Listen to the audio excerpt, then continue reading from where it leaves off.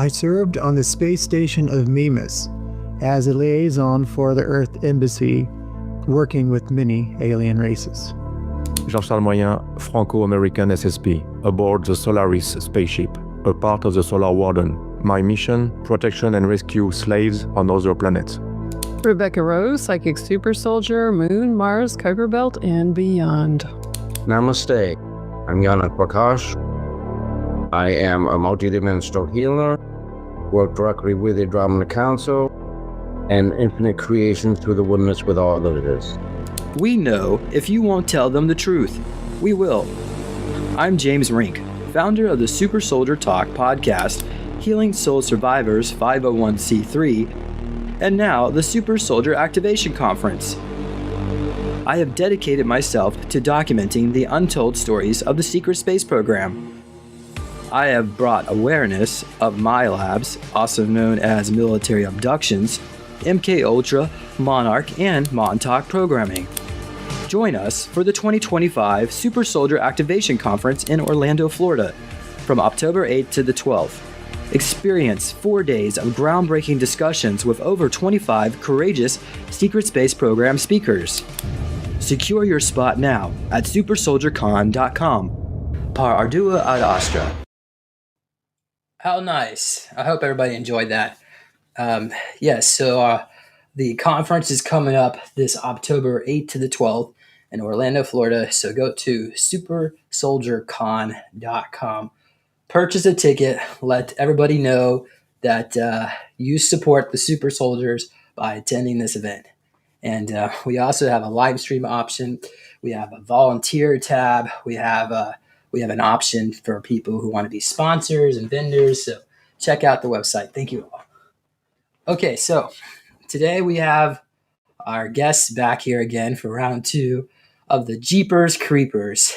How's everybody doing today? Let's start with Jimmy or Nikki. Maybe you can unmute yourself. I'm doing fine, James. Great, thank you. Nikki, how you doing? Doing good. Very good. All right, and I'm doing great too as well. Thank you, audience members, for being patient. I know we were running a little late. I had to run around for a little bit to get some errands done, and I got to talk to my friend. I've been trying to get a hold of her for 6 weeks, and she finally answered the phone. So anyway, okay. So today, former MIB agent Jimmy Paine will recount his harrowing encounter with the Creeper in 1972, a chilling tale that later inspired the 2001 horror film. And also, today we're going to talk about the 2003 film. And I think, Jimmy, there was 5 of them, right?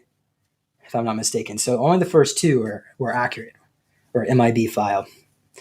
So, according to Paine, the entity first breached our reality when the Sage radar tower at the Thomasville Air Force Station, Alabama, opened up a portal in the Bermuda Triangle on December 5th, 1945.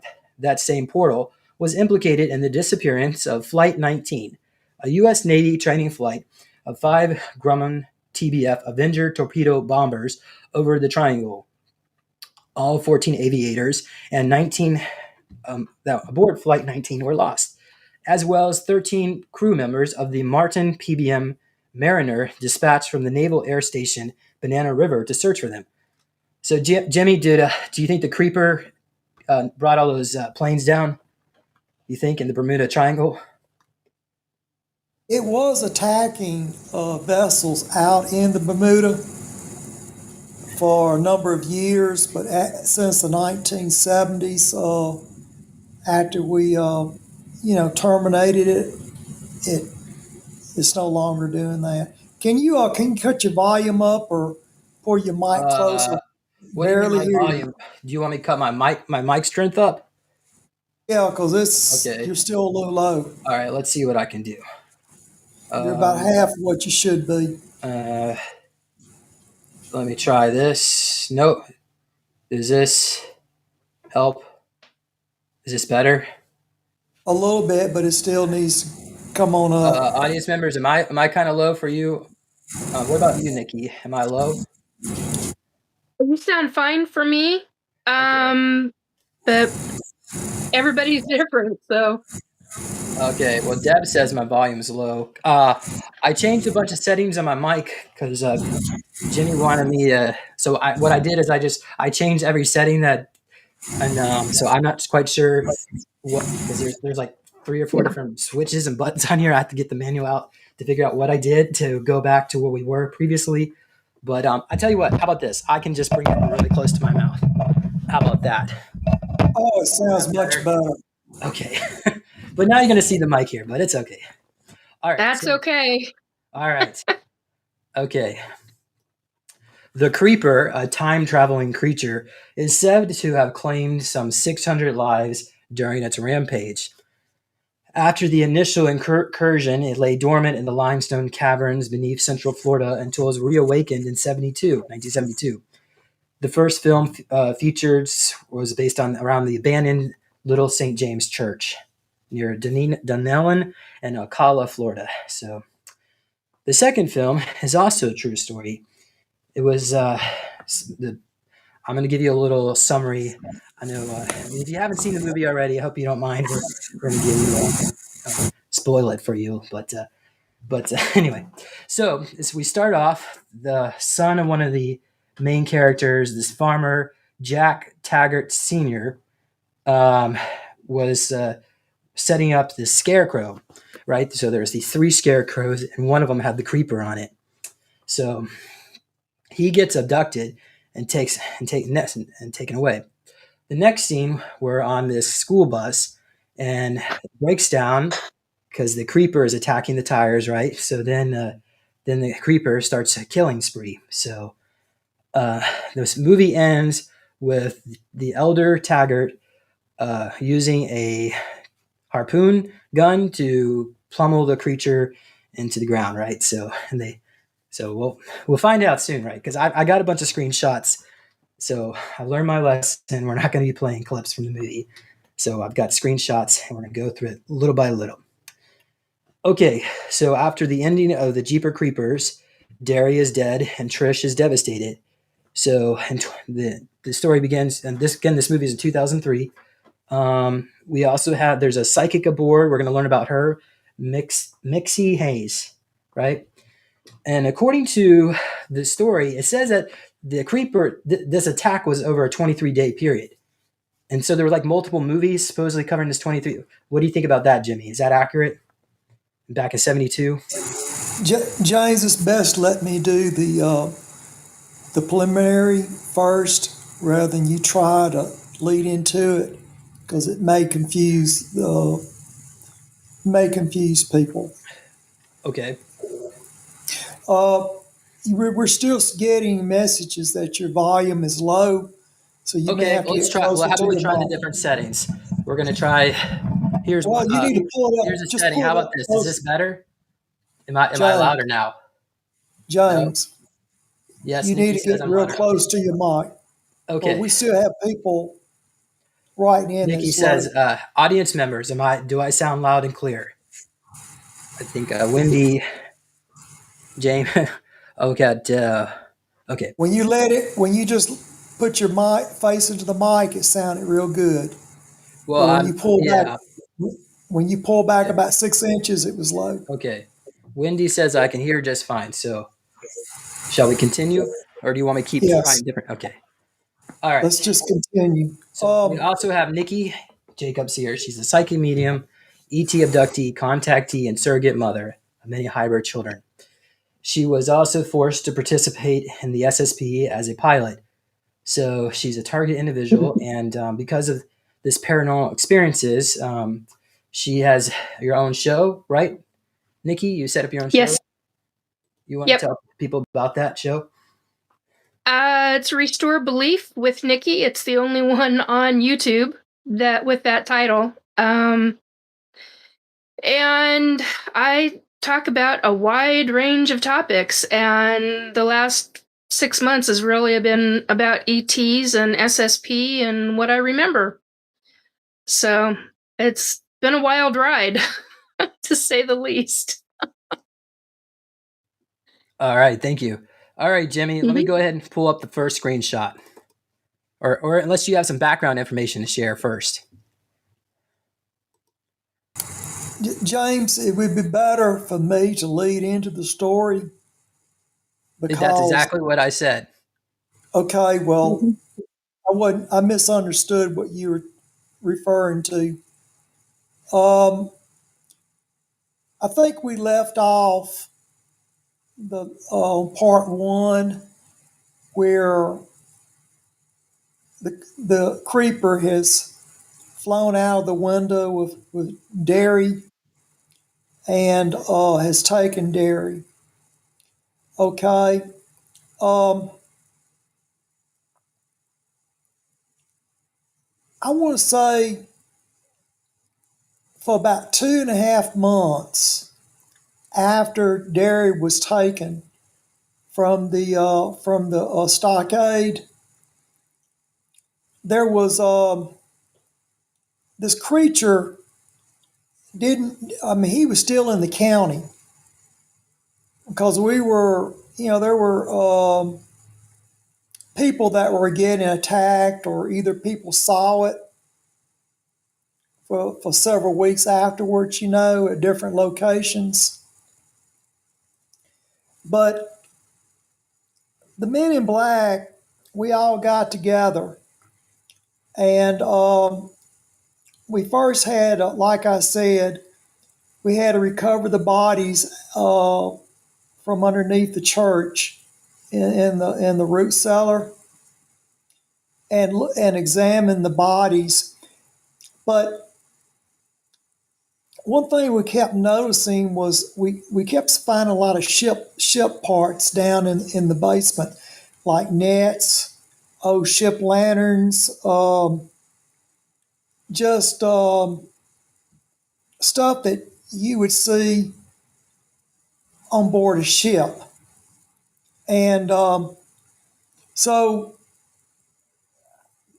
we believe that what it was doing, it was flying out to the Bermuda Triangle, and that was the hunting ground for this creature. And when you're on a small vessel, it can land on the vessel. There's no place for you to run. There's really no place to hide on a small vessel. And you can't call for any help because you're in the middle of nowhere. So there's no telling how many vessels that were attacked, how many people disappeared. We don't know the number. But getting back to Area 51, we started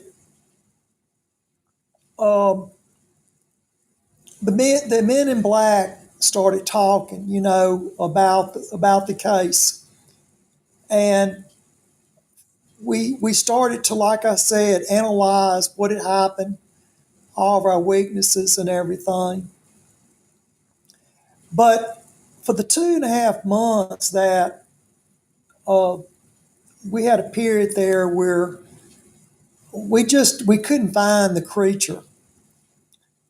Now, when you are starting to watch Jeepers Creepers 2, you'll see that it'll start off with a little boy, maybe about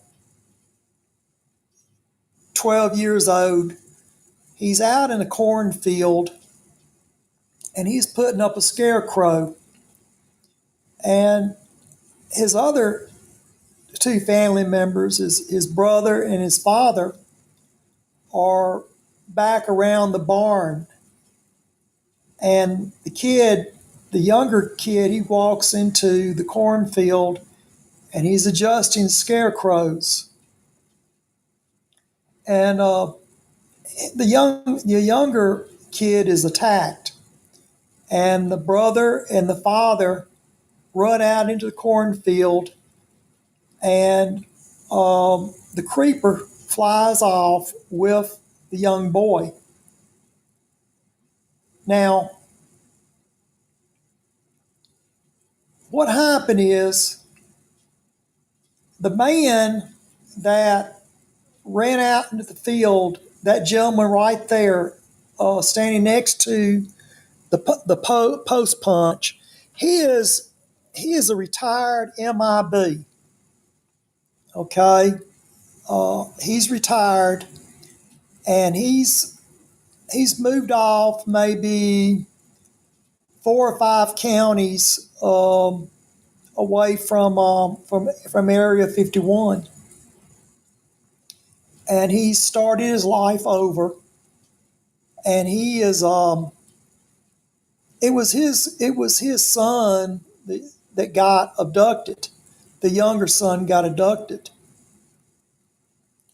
Now, when this happened, I was called to go out to the farm and to talk with him. And when I did, when I was walking through the cornfield, I found a knife that was laying on the ground. Can you move forward a few pictures, James, to that knife? Okay, I was just trying to space it out evenly, but yes. Just kind of flip. Jimmy, I've got a question. Can you? Was the setting near Nellis Air Force Base where this took place?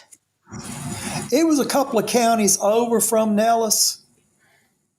I think it was moving back towards California, back towards maybe towards Reno or back towards the California line, Nevada line. Yeah, you can see it's got like eagle talons. Well, that's the feet. Let's see, I just make it bigger. Yeah, does everybody see that? Oh, okay. All right. So the son goes running.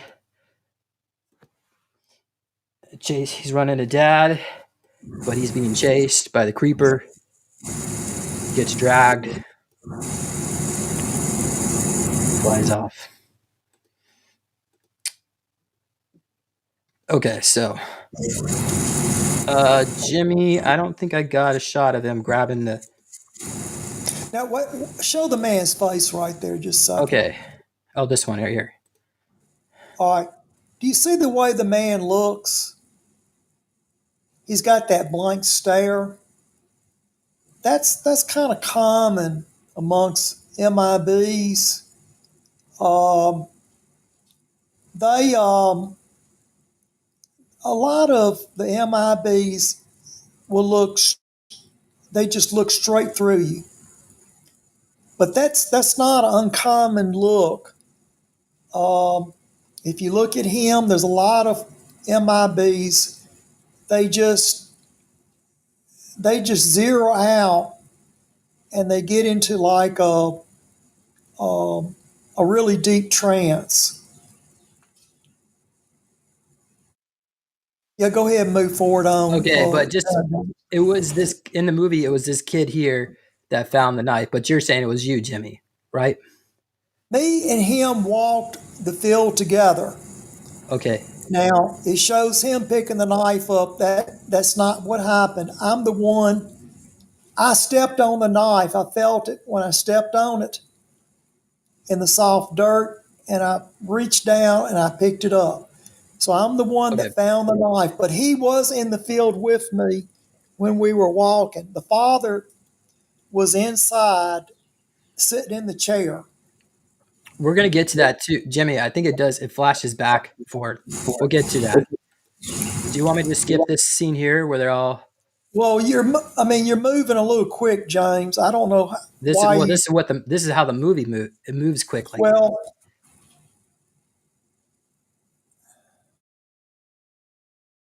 okay. Where did this take place? The school bus scene. Well, first of all,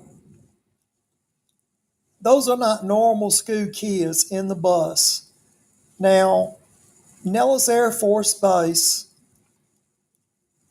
there's people that live on the base that have families. You know, if you're enlisted in the service, you can move on the base and bring your family members with you. All right, so those kids that are in the bus, they have one of their parents is in the service, and they had a game over at another Air Force base. I can't remember which Air Force base they were going to, but they were, as I said, they were going to another Air Force base, and they were going to watch a game. I believe it was a football game, if I recall right. Okay, Jimmy, and you were on this bus, right? Yes, I was sitting in the back of the bus. Now, I'm sitting close to the exit door. Okay, and I don't. It shows in the film that I'm doing a lot of talking. That's not correct. I very rarely spoke to anybody. I'm just there. I'm riding along as security, but my age is very close to that of the school kids. So I'm just trying to mix in with them. They don't know who I am. They think that I come over from another school because I'm about a year, maybe a year and a half older than the kids are on that bus. But I can pass for a student. They think I'm a student from another that's transferred in, but I'm not. Now that right there, the truck behind the bus, it's got the bug on it. That is really an MIB that's in the pickup truck. He's the escort. Now, for 2.5 months, where this creature was hanging around the county, we were concerned that it might attack the school bus. So we're just tagging along for extra security.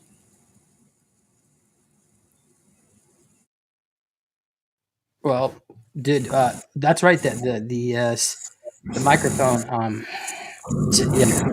radio didn't work. That's why the security wasn't that helpful, right? When it got I'm sorry, what'd you say, James? when the security got taken out, there was no the radio was like blocked, right? James, you're just confusing yourself and other people there. Well, that no, There- Jimmy, there- but there- it's a question. Did the radio was it blocked? James, I don't know where that came up at. You've lost me here. Now, they didn't have cell phones back then. There were CB radios, okay? I think there were pagers back then, but there weren't cell phones back then. Now, on Jeepers Creepers 1, it shows them using a cell phone, but that's incorrect. I think they had pagers, but cell phones they did not have because cell phones had not yet come out on the market. So we had CB radios in the vehicles.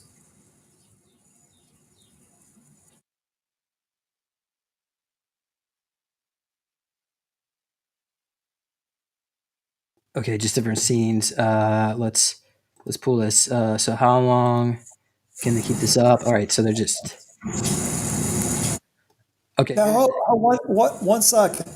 Now, the blonde-headed girl to the left, that's looking straight at you.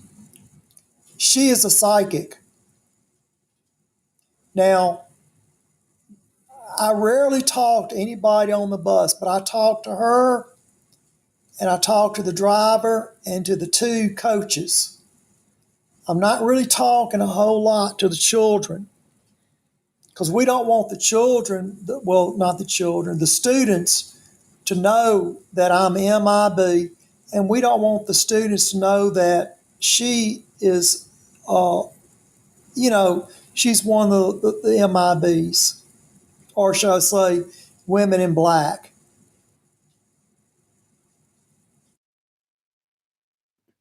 Okay, so here's what is his name? Scotty in the movie. Well, yeah, that's the name they gave me, was Scotty. So we're just going to stick with Scotty, or we can say Jimmy. It doesn't matter. Now she knows who I am. She knows who I am. What's going on now, Jimmy? Well, the creeper has thrown sort of like a weapon and has pierced the tire, has blown out one of the tires.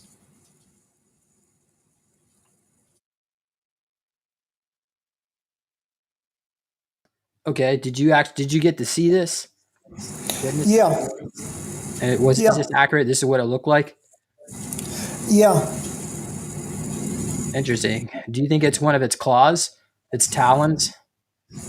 James, I don't know. Yeah. Okay.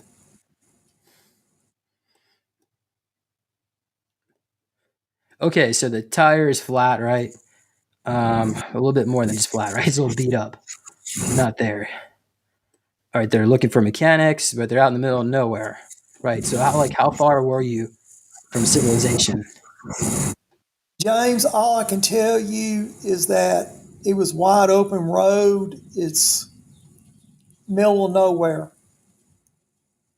Okay, so now we're not on the interstate. Okay, so now they're talking about movie one, right? This is the horror from Poho County. Yeah, they're talking about Florida. Which is incorrect. I mean, it never was a radio. They never listened to the news on the bus. That's something that the screenwriter put into it.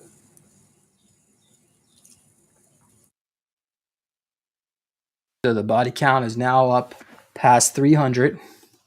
There was around about 300 bodies that were underneath the church. They found the bodies were stitched to each other, right? And then some of the corpses had false teeth made out of wood.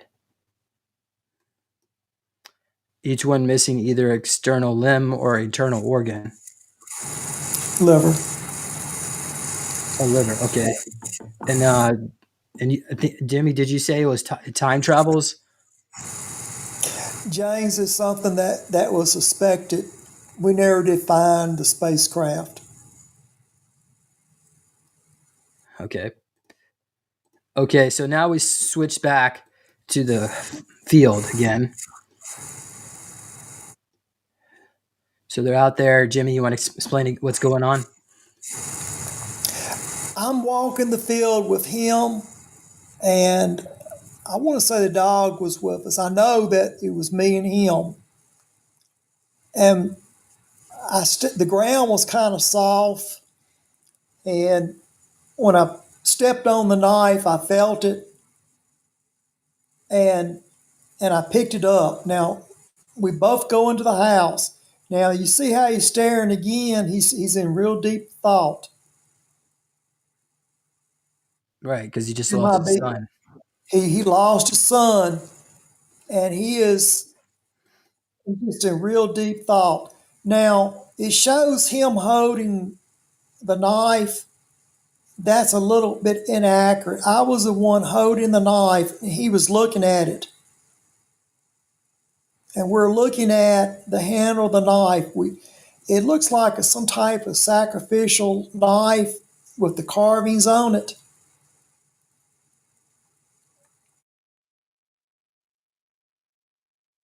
Here's a close-up. Screaming bodies. Some kind of mouth. Maybe a snake like a mouth. snake. Yeah. So tell us what happens here. Well, the knife when I was holding it, it it it flew out of my hand and it went across the room and it hit that lamp. And somehow the knife, the heat of the light bulb is what attracted it. In other words, if you throw the knife, if it just needs a warm body, and it can, it's like a heat-seeking missile. In other words, if you throw the knife, if there's any type of heat, it's going to center. It's going to hit whatever is warm. Any warm-bodied individual, it would hit. Did it break the light bulb? No, it went right by the light bulb. It just, it went into the wall. I mean, it went in like it was almost an inch and a half. It went in real deep to the wood. It had a lot of force to it. Now we're looking at the knife. We don't understand why the knife. At first, we didn't understand it, but it was because of the heat. But didn't you X-ray it too? What was inside with the X-ray? We took the knife back to Area 51, and I X-rayed it. And when I X-rayed it, the handle was hollow on the inside, and there's about, I want to say about 4 transistors, and maybe at least 4 transistors were in there. So there's electronics embedded inside the handle. Now the metal, it had a cool feel to the knife. Just like you take a knife out of a deep freezer, like you store in some food and you forget to take your knife off the plate and you put it in the refrigerator. It had a cool feel to it. I have a question for Nikki, if you don't mind. Nikki, what are you picking up on this knife? Can you interpret these symbols for us? Are you able to read these symbols? Use your own. On the knife, I didn't know if you could hear me. I wasn't picking anything up on the knife. I was getting things on the ship. Oh, okay. You want to share? Yeah, it's still there. I was being shown what kind of ship. I can describe it, but the easiest way to describe it would be, then I was told, think of the movie Buckaroo Banzai in the Eighth Dimension, or whatever the heck the name of that TV movie or that movie is, because it had like weird spikes coming out of it. And then I was told and shown Inner Earth, which I don't understand that, because that could mean a slew of things. And then I was told he's it is an interdimensional type of being. So I don't have anything on the knife, but I got something on that ship. I was like, whoa. So that's why I was sitting here writing all kinds of notes. Very strange. Okay. Well, Jimmy, how about we move on? Let's go to the next slide. Thank you. All right. So we're back at the bus. Well, now when the bus was pulled over, I got out and got on the top of the bus with a pair of binoculars, and I'm just scanning around doing a 360 because I'm concerned, about the tire being damaged, and was trying to see if I could see him through a pair of binoculars, which I did not see him. Okay.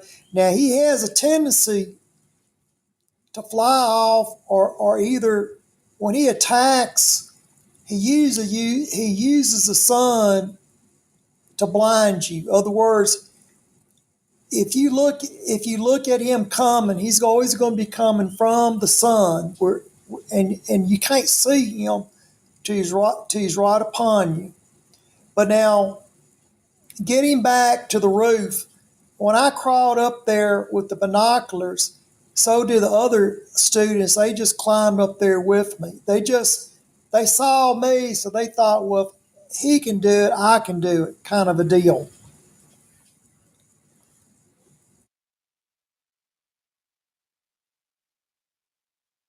Okay, so this is not. No, he doesn't have a phone. It's too early for phones.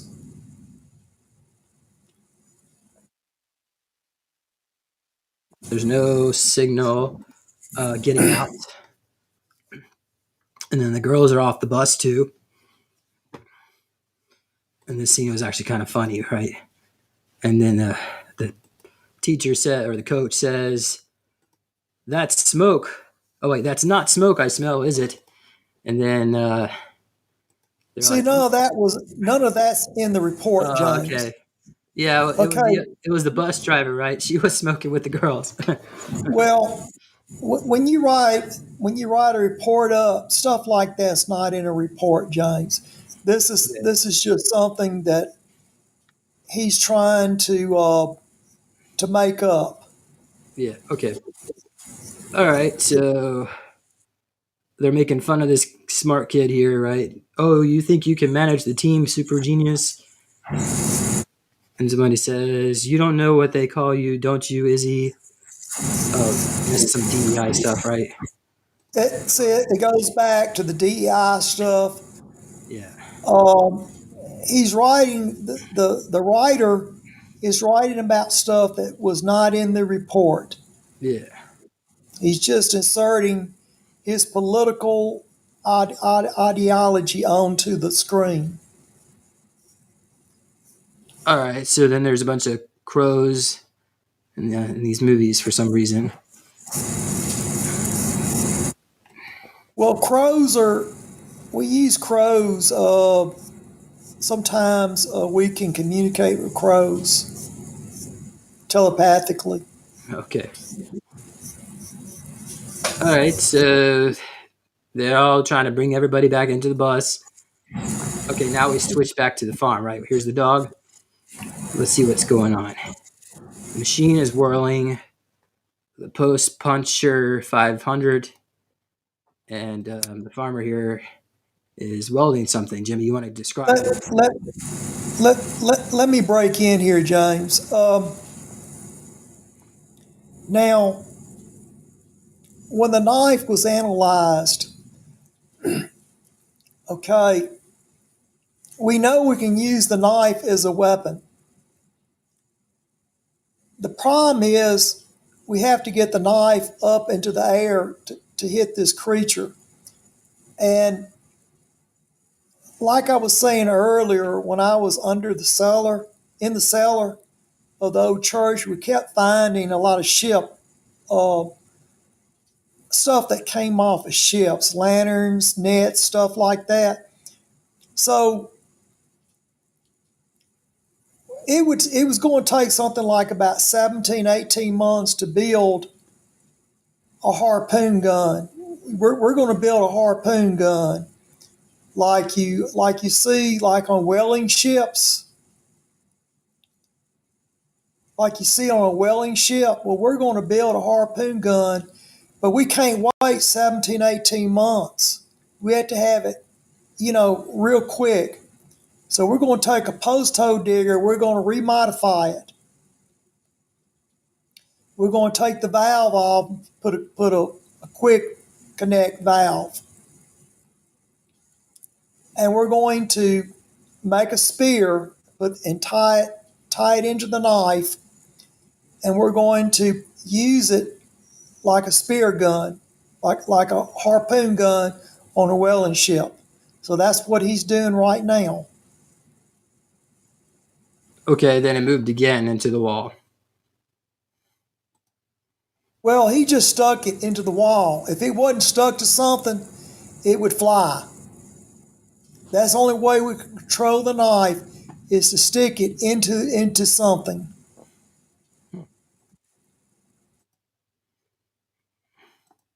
Okay, now it's nighttime. They're still stuck out there. So there's not many other cars are coming by.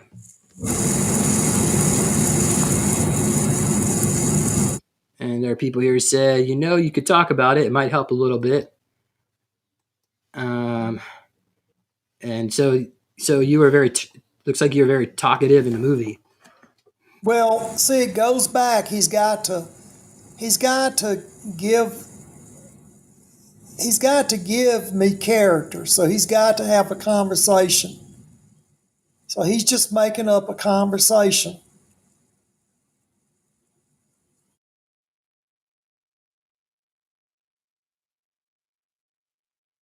Okay, so now we know they're guiding us and foreshadowing to let us know that she's psychic, right? Just getting these. She is highly psychic. And now she sees Derry from movie 1. Yeah. She's done. She's tapped into Derry, and Derry is trying to tell her that the creeper's in the corn. He's using the corn where he can, he won't be seen.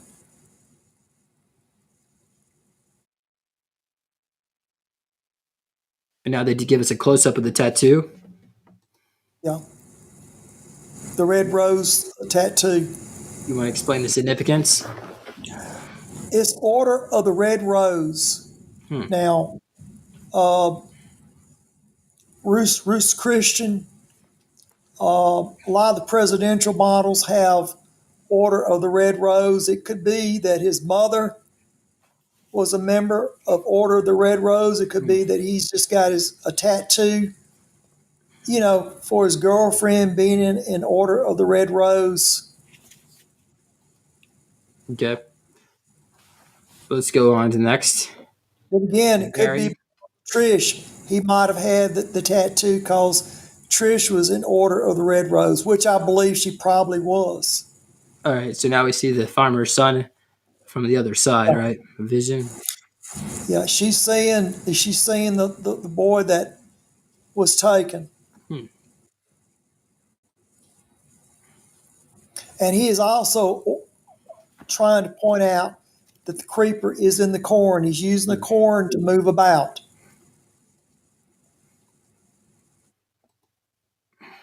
Uh-oh, what's going on here? The bus again.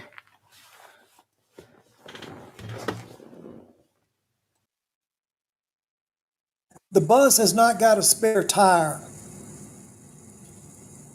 Okay, wow. Let's move on. So we blew another one. Hannah says, nah, how? And I guess they're telling everybody to be quiet. Say, hey, be quiet. All right, Dwayne, you clear the bus. And the driver says, you want to sit in here and hope somebody doesn't come along. And hope somebody doesn't come along, huh? All right, it's being sarcastic. Does come along. Yeah. Now they're gonna try to get some flares, right? Got some flare gun. Well, most school buses, James, has all that by state law. Yeah. Okay, she says, because everything in this thing has saved my sweet ass at least once. All right, so flashback to the psychic girl. And now she's calling Betty Borman. Okay, so Now, go ahead.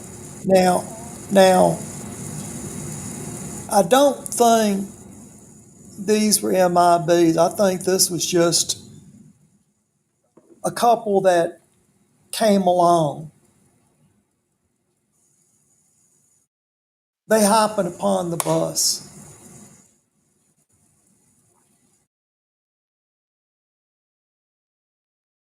Right. Barnes says, "Come on, guys, come on, let's go off the road." Scott, come on. Now they find a second one, right? Yeah. So now that's accurate about the naval hoe. And if you look at it, it's got a red rose tattoo on it. You see it? That's Derry's stomach. He's cut the tattoo off Wow. of Derry. Okay, he says, "Don't tell me that's a belly button," but yeah, that was Derry's belly button. Wow, pretty gross. Okay. See, it's Order of the Red Rose again on the weapon. All right. Somebody's telling Mixie to stay off the road. Okay. Now this part is very true. How he disappears. I mean, it came down so quick and grabbed him that the flare just dropped out of the sky. It happens real quick. Okay, so pay attention to the center of the screen there. So they're saying, everyone get back on the bus. And then there's something right here, right?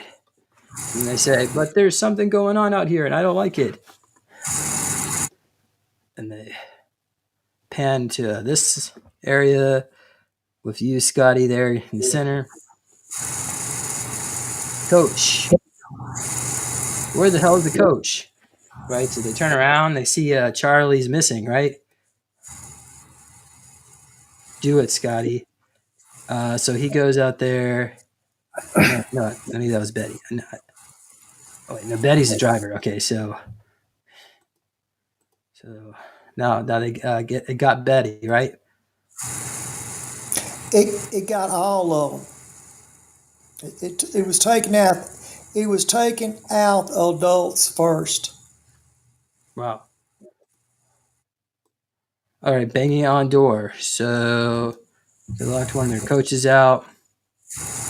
Eventually they let them in, right? Okay, so somebody says they saw what happened. She flew away. Betty flew away. And then they says, what's that supposed to mean? We don't have time. See, it shows me interacting with the students. I'm not interacting. Okay, so we don't have time for this. Go sit down. No, I'm not saying that. I'm just saying that he's trying to make the writer's trying to make a movie here. Okay. Now that part where the creature grabs him, that part is true.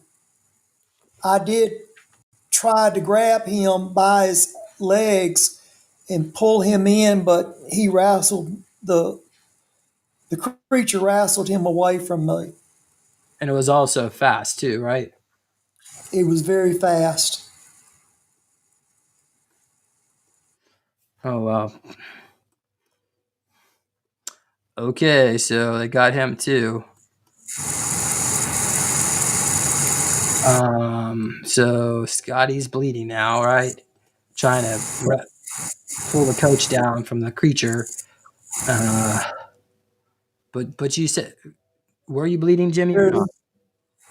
James, there was a little bit of blood on the jacket, but not on my face. As I said, he was trying to be pulled in, but he got pulled out. Big wings. Let's bring Nikki in. Do you have anything you'd like to add, Nikki?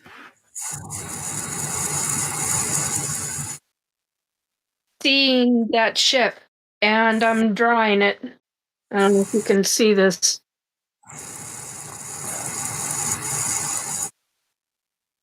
Oh, wow. So, Jimmy, do you think this ship is in Florida? James, I never saw the ship. Yeah, inside. Okay, well then you say it's a It was mountain, just rocky. Huh. Well, I know, Jimmy, you said you wanted to get a spaceship to go back in time, right? So we can. James. Let's not add any more to the show than what's ahead of us. Okay. Because Your words. I know you're trying to help, but let's not. Okay, so Let's now not we go back to the farmer. Says also found no evidence of forced entry over. So what, his radio is going off. Well, what's happening there is that he knows that the school bus is being escorted.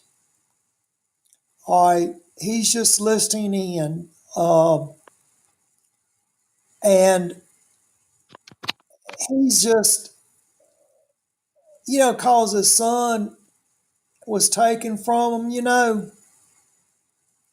He's just listening to everything that's going on with the MIBs because he wants closure. Okay, that's why he had the radio on. Go ahead. All right, next scene. I just got 2 calls 10 miles apart, both reporting abductions. So that's probably the other car, right, that visited the bus. Well, he's just listening in on the escort and the other pickup truck. Female officer, roger that, 036. Officer 3, if you ask me, this is POHO related. Repeat, this is POHO related, POHO County, right? I believe that was in part of the report that it was POHO related. Okay. So that wasn't blacked out of the report. Let's go on. All right, so we pan back to the bus, and one of the kids say we are stuck in a broken down school bus out on East 9. We've got spears on this bus, ? And Jimmy, you said they didn't have spears, right? James, I don't recall any spears on the bus. Good. So someone's looking out towards the cattle stockade and said, There was a farm. Yes, go ahead. you see that. Yeah. This means that there's a farm down at the end of the road somewhere, and it means that there's a phone. They also said too. All right, so now the creeper is doing its creepy thing over here. Now that part is very true of him coming up to the window and looking in. That was in the report. Go ahead. Wow. So the girl screams. They get down. Now the creeper is flying around them, up and down. He is, James, back up right there. Now, that part is true. Hey, was sideways. He was just going, he was doing some pretty amazing things. Okay. So you can't really see if he's got an anti-gravitation belt on.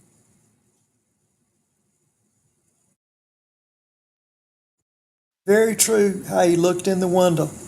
Oh, wow.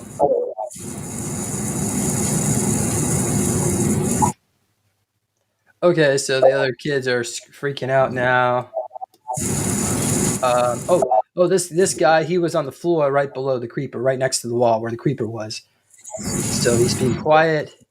The creeper sees something's down there, and now he flies up to the roof of the bus. You could hear him walking on the roof. We wouldn't get 2 feet, man. What do you want me to do? They want to go out to the stockade, right, to go see if they can find a phone. And then right when they're trying to do that. Now that part, how he's upside down, looking in, that's very true there. Wow, that must have scared you horribly.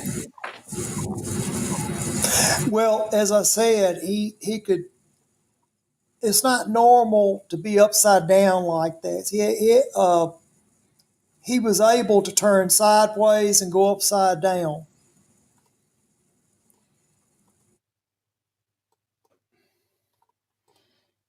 Okay, so it's like sniffing, making sniffing sounds. It was sniffing, it was licking, he was taking his tongue out. And now the tongue was more like a snake-like tongue. It was split. He was taking his tongue and like you see a snake, how a snake would flicker his tongue. He would flicker the tongue like that and shake it, and then he would lick the glass. And go ahead.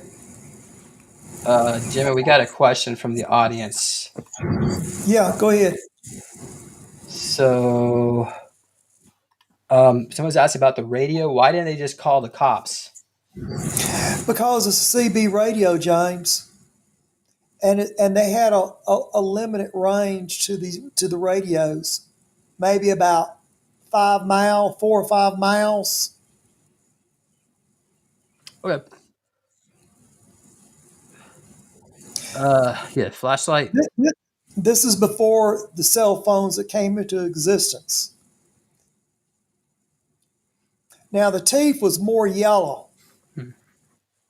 But they were about that size. This is what it looked like, close to what it looked like. Well, I recall double rows of teeth, but then again, it's been 5 decades, But the teeth was more yellowish, and he had a real bad smell.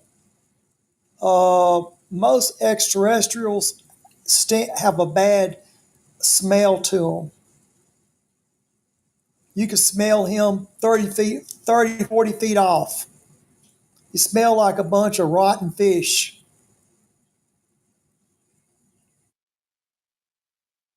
You ever had an old deep freezer? All that.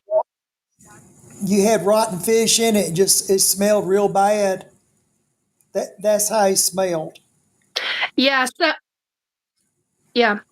Some ETs have a very, very pungent and disgusting odor. Others do not, unless you get up about 6 feet from them, and then it's a different story.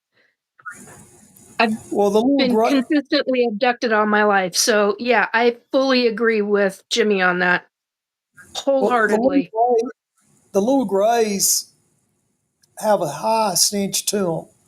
And a lot of times when you're talking to someone that says, oh, well, I've been around, I've seen this alien, that alien, they never say, well, he stunk. That's one of the telltale signs. Yeah, he had a bad smell. Go ahead. Yeah.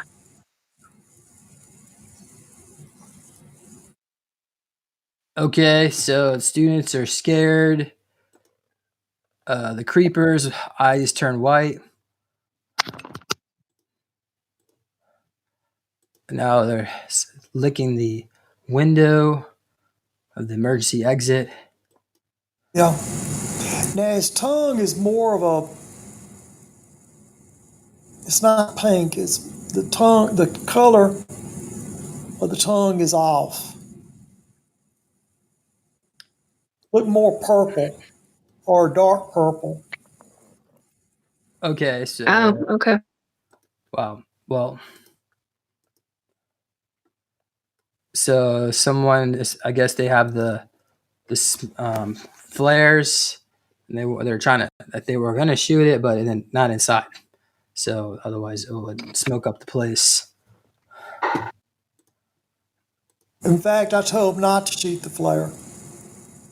Now that part about the boat being bent, that part is true. He did jar the door so hard that it basically, it just you couldn't open the door. You think that it intentionally did that and knew that that's what was going to happen? I think he did it. I think he probably learned it. He didn't want them to all get out, get out in a hurry.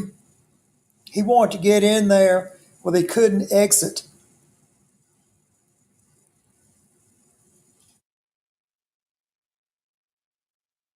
Okay, so they hear something on the roof. Then Mixie is going into a seizure. She's epileptic, Now, right? she's epileptic, but she went in the stress. It was just too much stress for her, and she did have a epileptic seizure. I took a pencil and put it in her mouth, and she was biting down on it. Now, this part about, can you go back to that picture where she's at the farm, James? Yeah. Oh, I lost it. Yeah, you got. Yeah, let me fix that real quick. Hold on. Yes. Get there. Okay, so See, she's seeing, she's having a vision, and she's seeing everything what happened. okay, and then Derry's there, right? Well, she's reliving the experience is what she's doing. All right, so next scene. Every 23rd spring for 23 days it gets to eat, and that's all fiction. Yeah. Now, see, it's again the writer is on about this eat every 23 days. It's every 23 years the planets align a certain way. He's just got his facts crossed up there.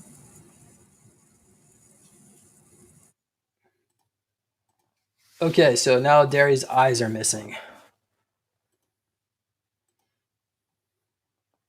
Do you have any thoughts Well, about this? let me say something else. We never found Derry's body. We only found part of the body. So that part about the eyes are missing is inaccurate. We only found part of the torso. In the movie, they were projecting that the eyes were going inside the creature. It was absorbing the eyes. But James, I'm telling you what the movie says. I know what the movie is saying. But our audience does not know that. No, they probably don't. But if they watch Jeepers Creepers 1, I said we found part of the body in Jeepers Creepers 1 after Derry was taken. We found part of the body in the old factory, the abandoned factory. What the writer is doing here, the writer's showing that his eyes are out.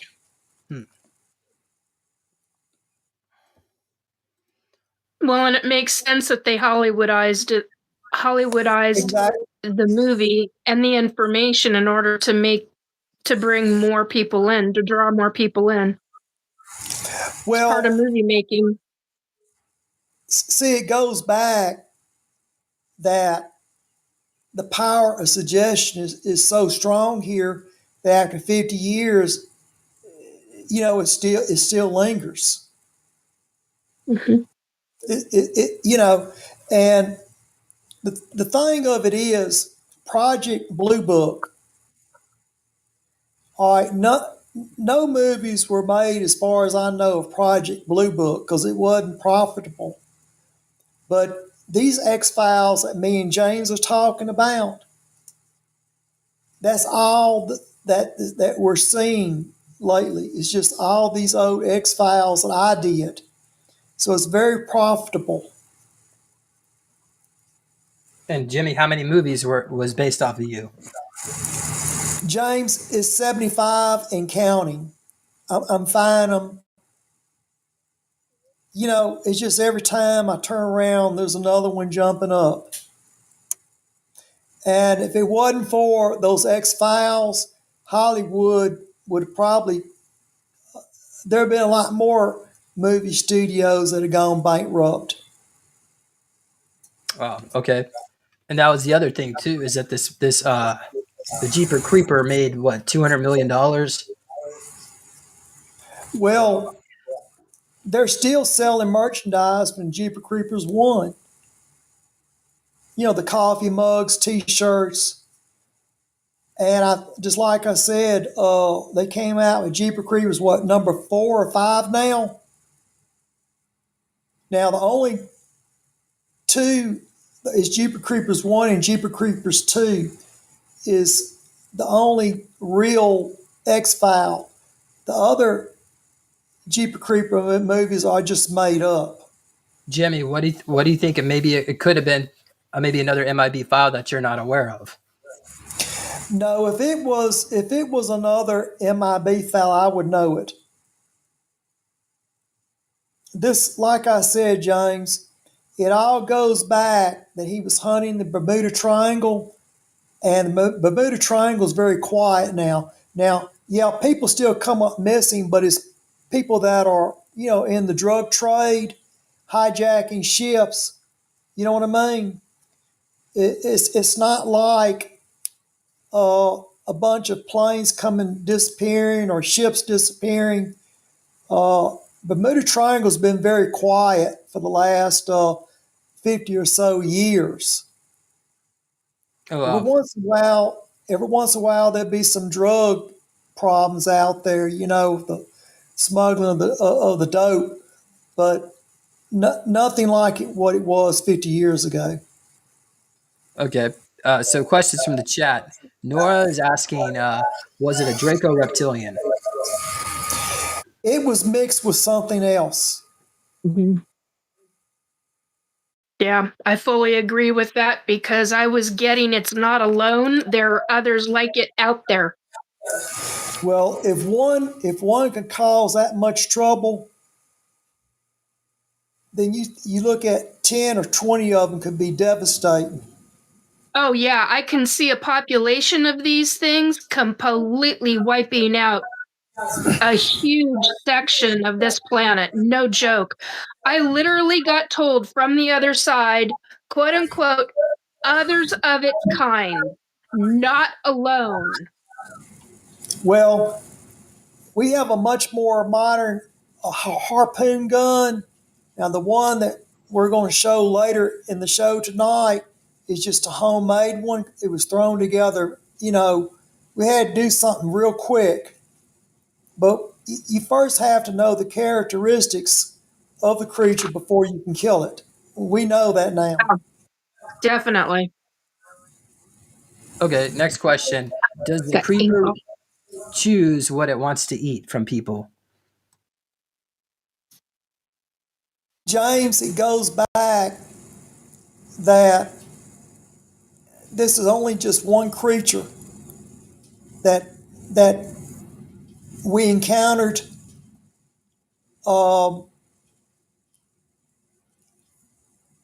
The bodies that, as far as I know, it was eating the liver.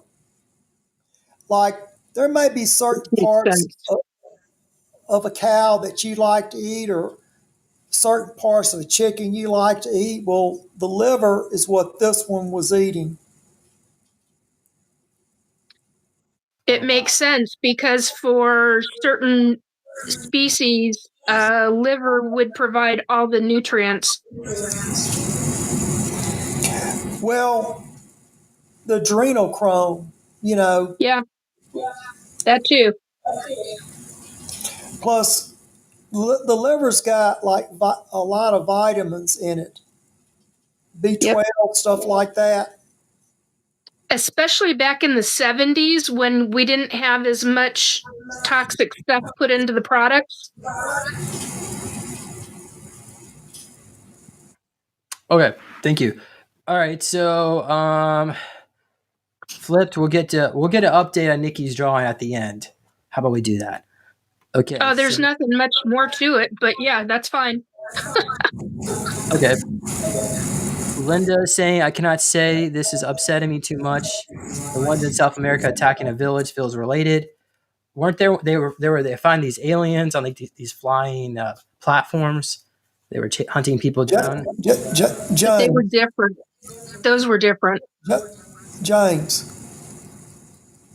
we're getting off into something that I just don't know anything about. You know, we need to stay on this topic here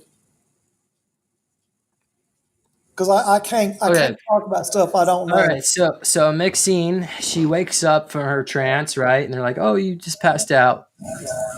And then the student here says he was picking people out. It can smell something in people. A dead boy told me, and that nothing has been able to kill it. Look, can I say something? She never talked out like that to the students.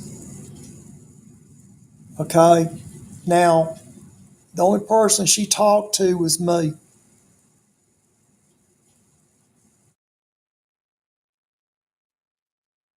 Thank you, Jimmy, for that. I'm just trying to point out that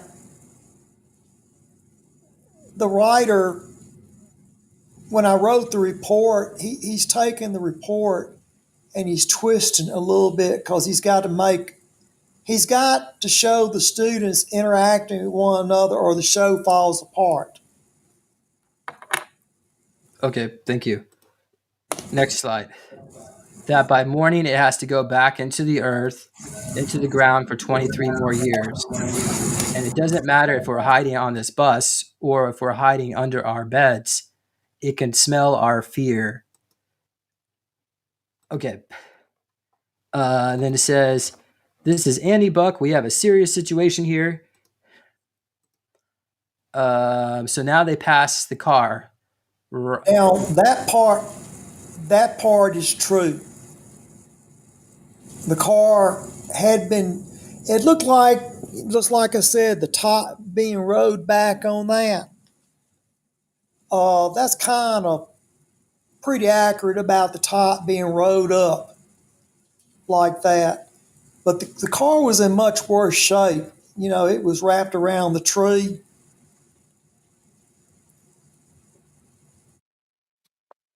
Wow. So the occupants weren't there, of course. So it looked like the steel is the metal roof is just. In a show.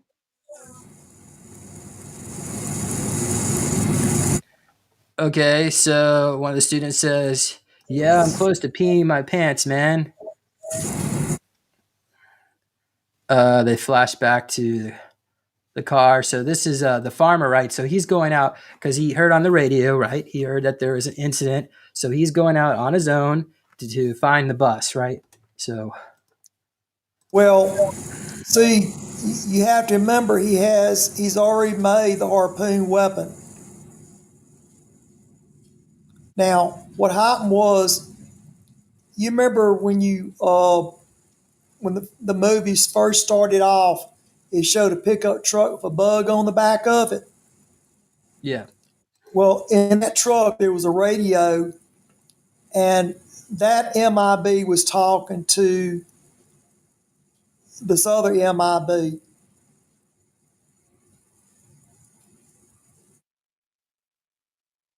Okay, so now we're going back. Yeah, the guy that had the bug on the truck, he's dead now. Now that part with the creeper in the back window, that's true. Okay, so they're having a good time, laughing, because it's been an hour, right? It's been an hour since the creatures visited them. James, I can't tell you that. That's 50 years ago.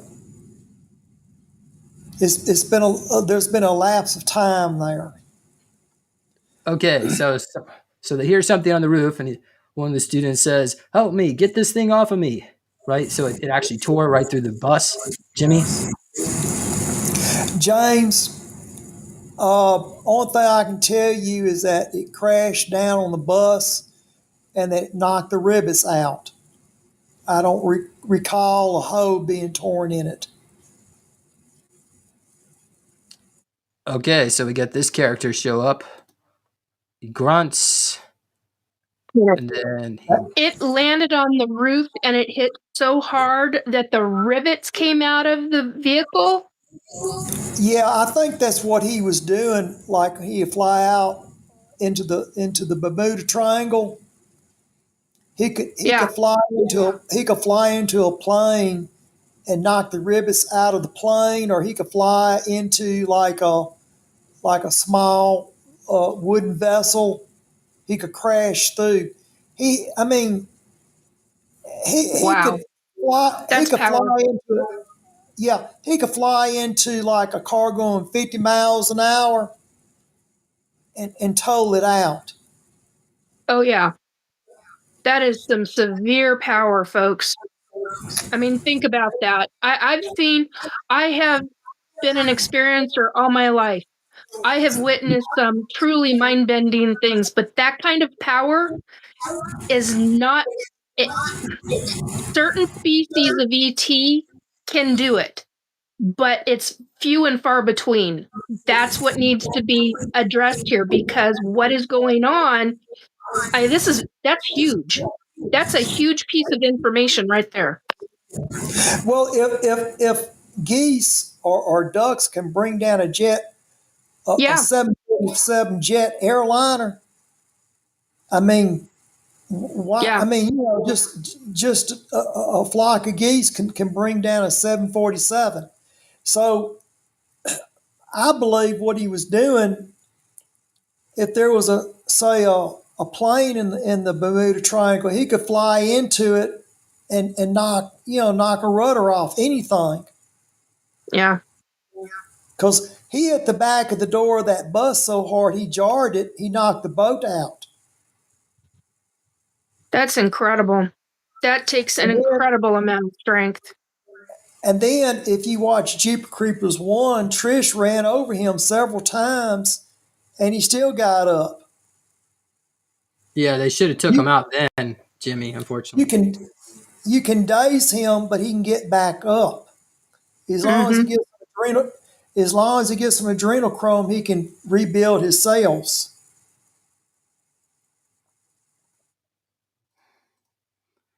all right. So the kids kind of huddle around, and the bus trying to get away from the holes now, right? So now the creatures. What's happening, Jimmy? Do I explain the windows got busted out? He knocked out all the windows when he hit the top of the bus, James. So now everybody huddles down to the ground. Okay, you can see the rivets there clearly opened up. Yeah, that part's pretty accurate. Now that's when I could see out is when he busted the rivets. All right, so now we can see one of its claws here. Did anybody stick their head out of the bus to see what was going on outside?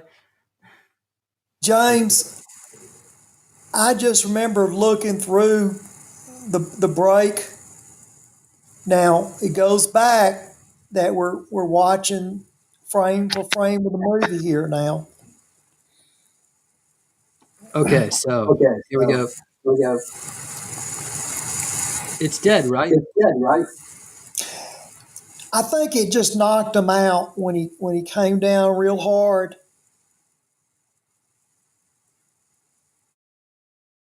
Okay, so they pick up one of the bolts. Yeah. In fact, I think it was me that picked the boat up and looked at it.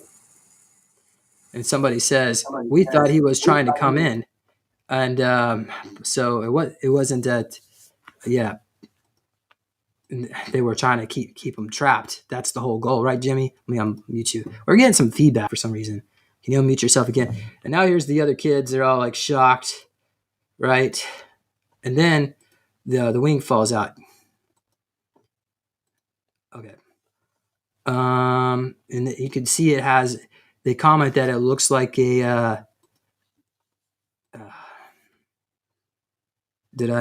Jimmy, unmute yourself. And then you see you could have like there's like veins in there, and somebody was commenting that it felt like a shower curtain, right? It was like this really dense leather.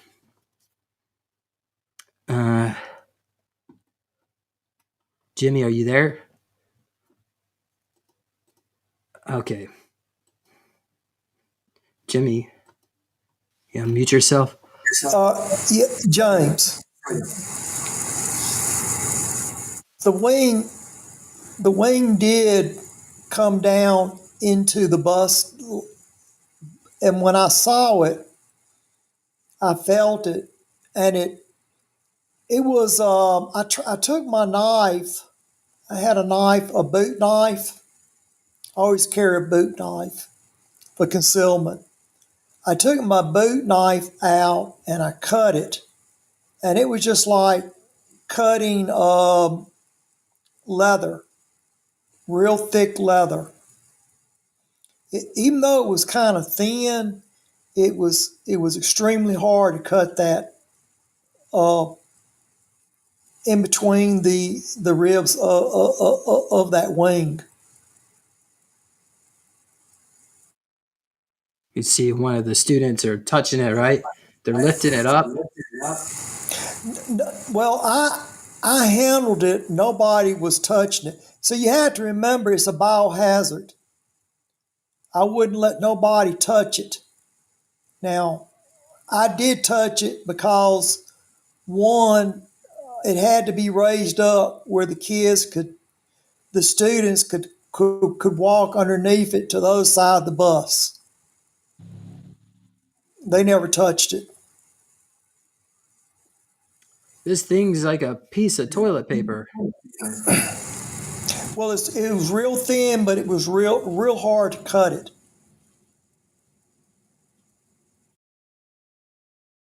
What's it doing, Minx? And this part is fictional. That's fictional. In case you're wondering, they busted up its head. So somebody says, "What the heck is supposed to mean?" We're getting feedback, Jimmy. Can you click on settings and under audio, click take off echo cancellation, or put it on? Yeah, not take it off. There we go. So much better. Oh no, now it's back. What we're looking for now? Under settings, click on audio. Make sure you have echo cancellation. You want it on or off? It needs to be on. It's on. Okay.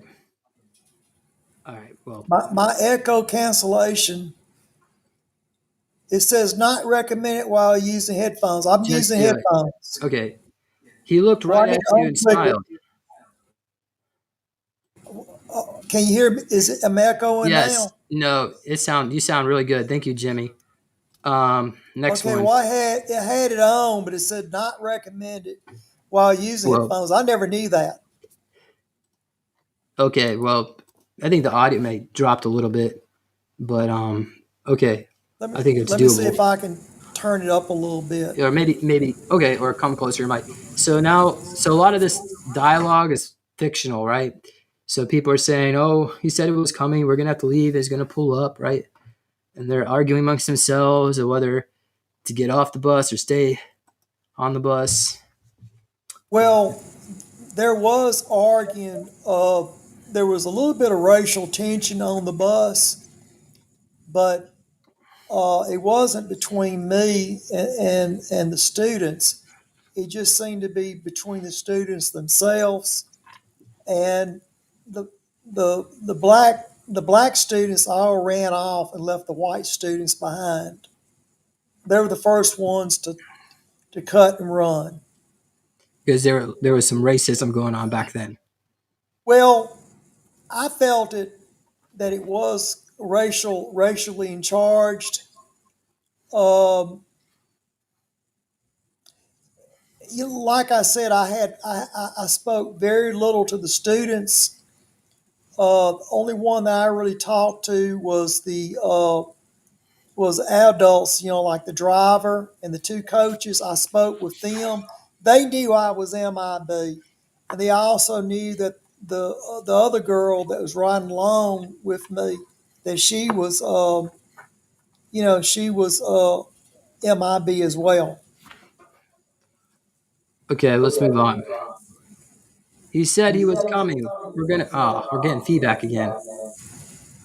Well, I've already unclicked it, so it's not me. Okay. What about Nikki? Have you checked her or? No, I'm pretty sure it's. See, if I mute you, now it sounds fine. Okay, so let's just push forward. He said he was coming. We're gonna leave and pull up. All right, so now you can see all the hole there. And then Rhonda says, "You used me. You used all of us." And then if maybe Jimmy, if you have anything you want to comment, I'll just keep moving on. Right, so you can see the kids are getting off the bus over here, right? And then we have the creeper by the moon. It's a really beautiful shot here, but would not want to see that thing any near me. Jimmy, you have anything to comment about this one? And then we have some. Go ahead. James, I never saw it with the moon in the background. I mean, I don't recall it. Okay, thank you. All right, so the kids get off. They say, "Run, run, run." And they go off into the field, and now the creeper has its weapon here, right? And they're going after one of the guys. And this was the scene by the tree. You want to comment about this? Yeah, now that's kind of inaccurate. It shows the knife hitting me in my arm. That's incorrect. Now there was a student that was hit in the hand, and his he was trapped next to the tree, and I ran up to it, and I had to pull the knife out of the of his hand, and then I think I'm not sure if I took his belt, but somehow we wrapped his arm like a tourniquet using the belt.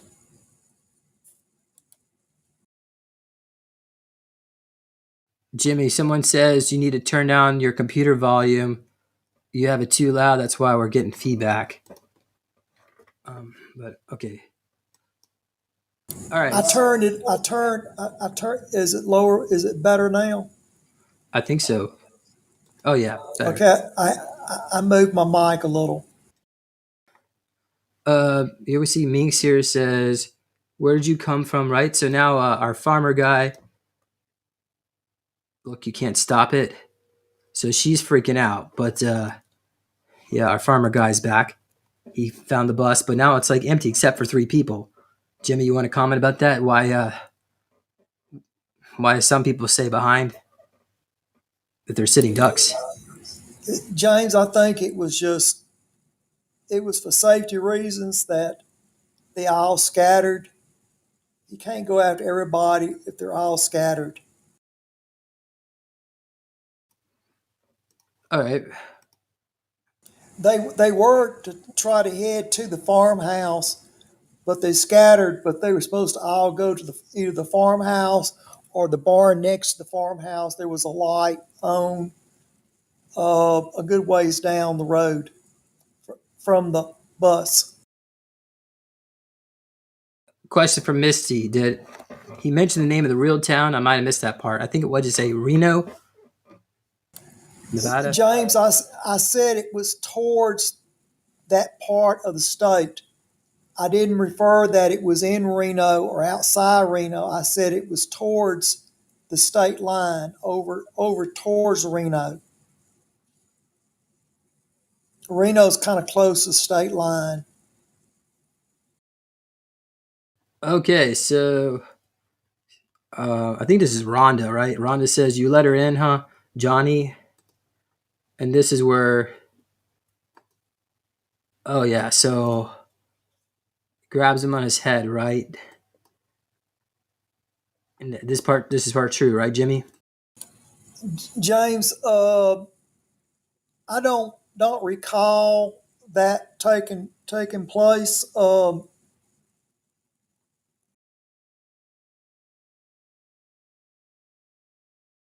Okay, so the creeper's still on the roof, right? Oh wow, so the wings outstretched here, right?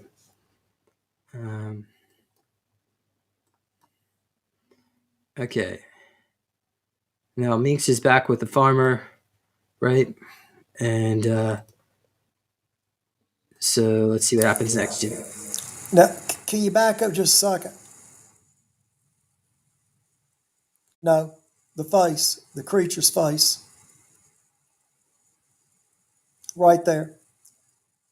Now, you see that kind of a mean look? That's pretty accurate there. The eyes are a little different. He has split eyes. Were they blue? No, they were split. You I mean don't a recall. split? Yeah, like a cat eye. They weren't Okay. round. They're reptilian eye pupils. All right. Officials asking, are the creepers the pilots to these ships? James, we keep talking about ships. I never saw a ship. Thank you. Okay, let's move on. All right, so we got the post puncher that's been, what do I say, modified to be a harpoon gun, right? So, Yes, it's what we're trying to do. See, we got the idea because one, there was all the fishing nets and the lanterns and all that was underneath the church in the cellar, and we just put two and two together. Hey, this guy's going out and he's raiding ships. So we just figured, well, a harpoon gun. We could put this spear into a harpoon gun. We can get it up there to them. wow. Okay, so here we go. First shot, right? So the reel is spinning, and they finally got it, right, Jimmy? Now, I want to say something about this scene here. Uh, the first shot did come loose, okay?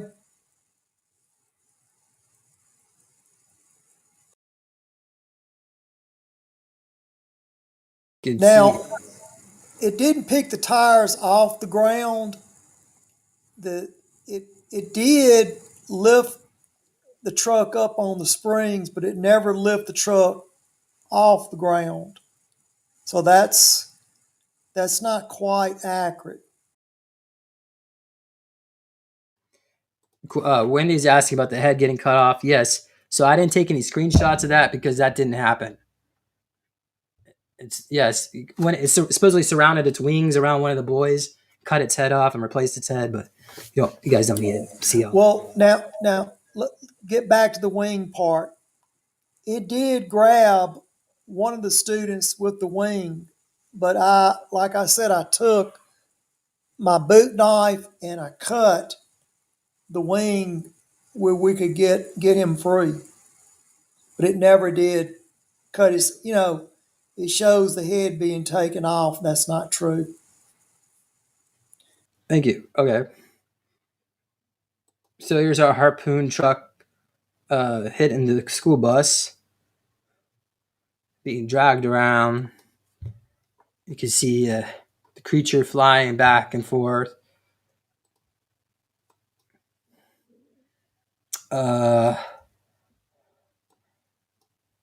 I think it, like you said, it got loose, so they had to shoot it again a second time, right? And then he shot it. He shot it the second time, and the second time he got a good grab on it. Till he I think he broke the line and got away. right. Okay, so even the dogs got into the excitement here. Okay, the in the movie the pickup truck is being dragged around, but What? Back up one Yeah. picture. All right, the school bus never turned over. Okay. It did have a hole in the roof, and all the windows were knocked out of it, and the back door was jammed.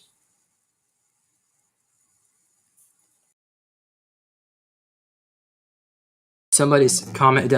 D says, "I wonder if Richard Bruce can preach on your podcast, demanding tithes, because he's our priest." I want to comment about that. So the original back then it was Judea. There weren't Jewish people then. It was Judea. In the times of Judea, the church ran the country. So 10% goes to the church and the country. Today, we're taxed 70%, Jimmy Paine, right? And then the church expects us to give them another 10%. So we are fleeced beyond you can imagine. Anyway, thank you. Okay, let's go back to our feature presentation here. Jimmy, so what's going on here? We got the kids. Okay, they say. Well, first of all, it goes back to DEI stuff. The black students have all ran off. Okay, so the students, for safety reasons, were told to scatter.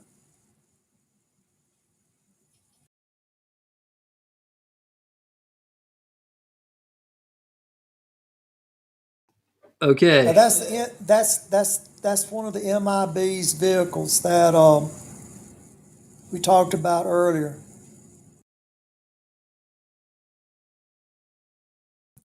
Now he can't be found. There's a lot of blood in the truck, so he's been attacked.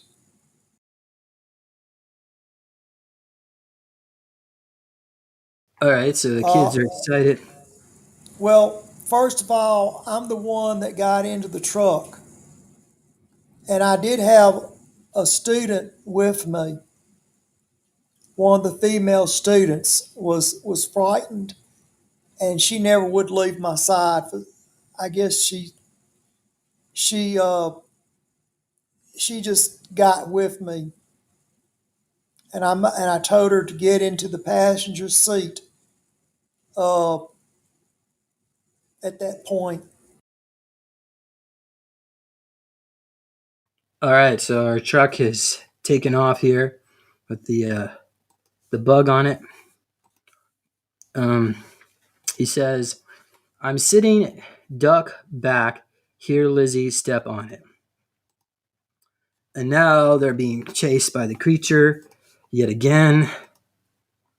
And when the student says, "Go, Lizzie, move." Now, I want to say something here.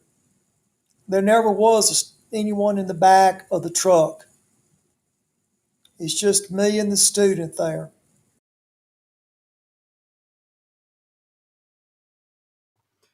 All right. Okay, here comes our creature chasing you down. That's very, very real how he flew to the ground. Thank you. Okay. So it says, "Get out, what?" And now the truck turns over from the creature, right? I guess it must have hit. It went through the window. Jimmy, James, let me narrate, okay? Because you're asking questions, and All right, back up just a scene here or two. Back up just one scene, Okay. or if you can find it. All right. Now, what happened here?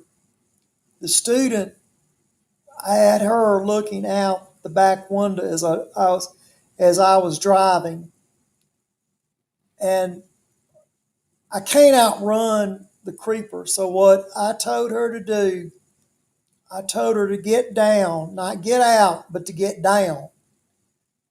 And what I was going to do was slam on the brakes and let him hit the back of the truck. Go ahead.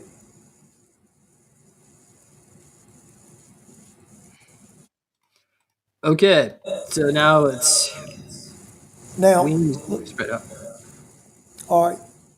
First of all, the black boy has ran off. Now, I'm in the field. The truck, when he hit the truck, I want to say it turned over on his side, or I ran off into to a ditch there, and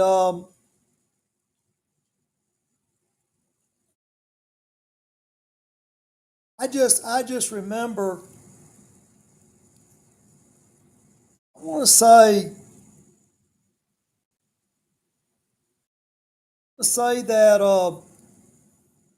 I either got thrown out of the truck or,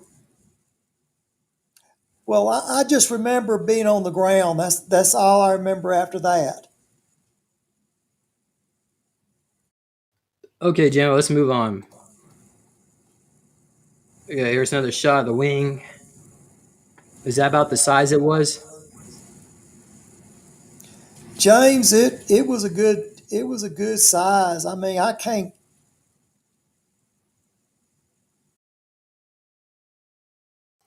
Okay. All right, so Now that part where I don't recall that ever burning. I don't think it burned. There was some steam coming up from the radiator, um, but I want to say the headlights were still on, shining in the grass, and I saw his head.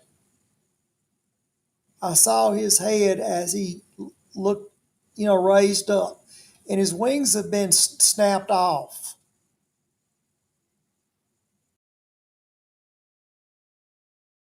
all right, good. Let's move on.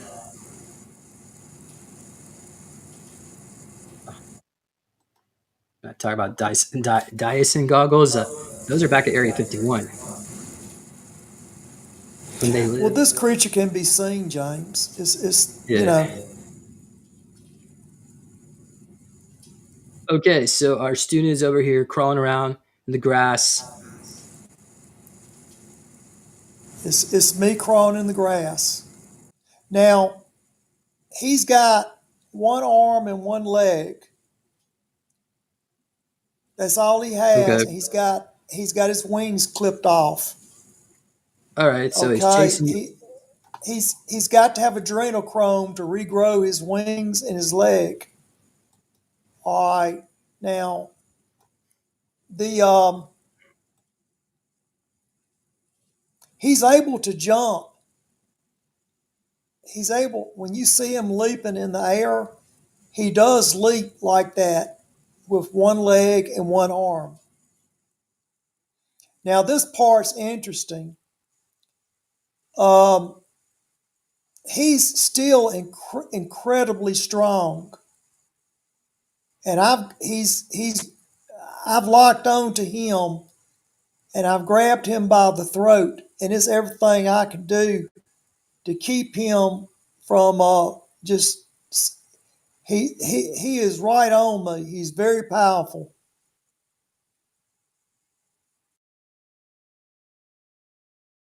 Now, what I did here, stop just a minute. what I did here was going back to my boot knife.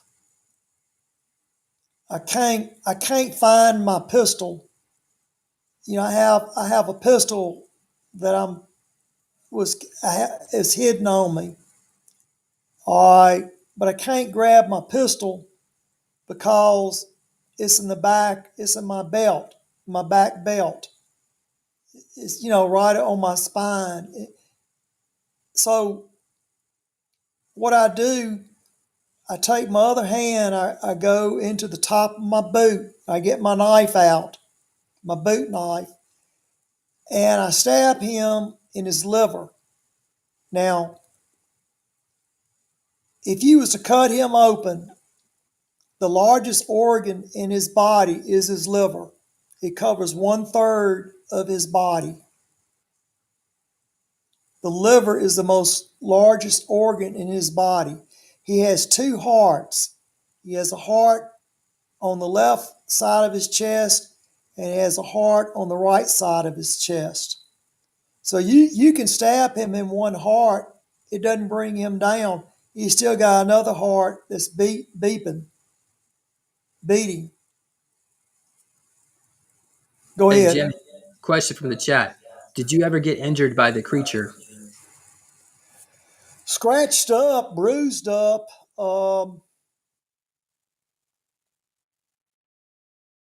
I had a few minor cuts, but from the glass, but nothing serious.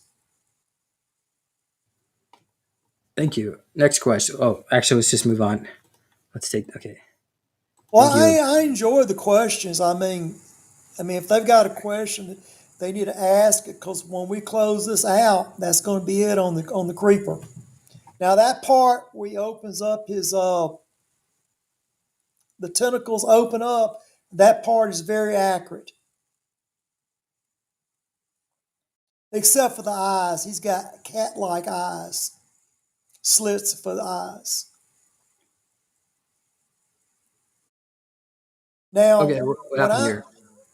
when I am struggling with him, the other MIB has pulled up, and he's got his son and the psychic.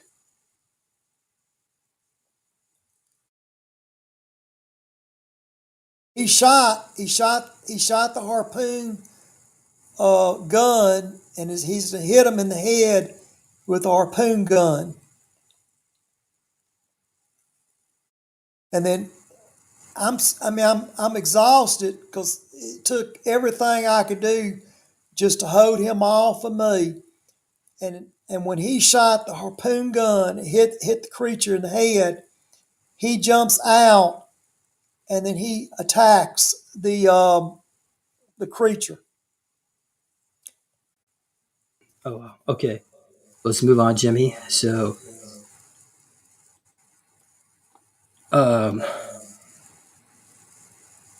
so I can see you hit it in its head. He hit it right in the head, just where it's at now.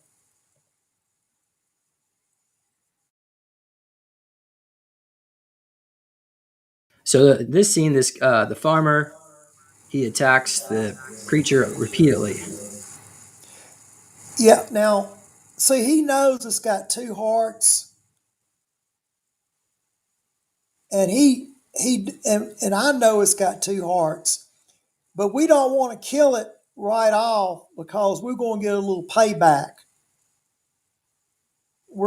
He's going to take his time and stab it. He's going to torture it a while. See, it tortures humans for adrenochrome. So now we're going to do a little payback. We're going to torture it. So he purposely stabs him, but it's not to kill him. It's just to torture him a good little while. And we take turns. He'll stab it a while, and then when he gets tired, I'll get up and stab it a while. And then when I hand the spear back to him, I kick it.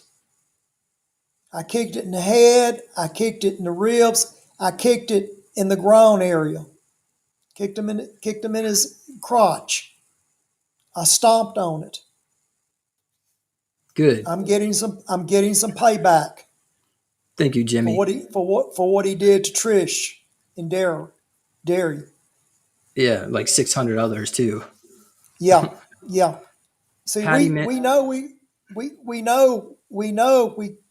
hit him in his heart. He's got 2 hearts. We just don't want to kill him right off. Patty Mint's asking, how did you know about the 2 hearts?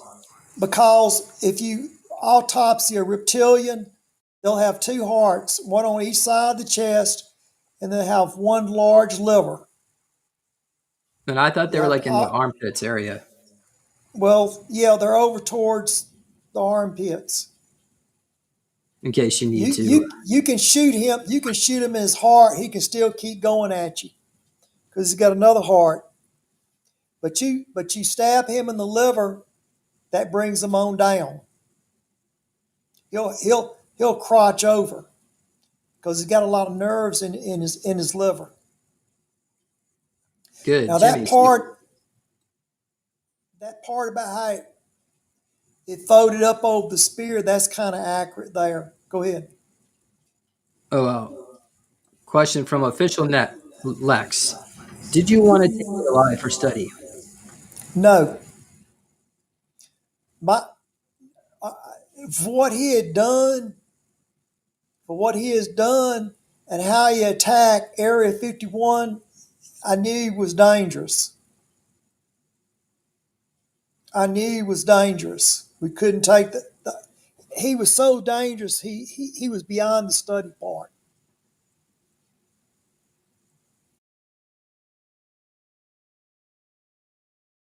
See, that part never happened. All right, so they kind of gather around the other kids. The other kids did not gather around.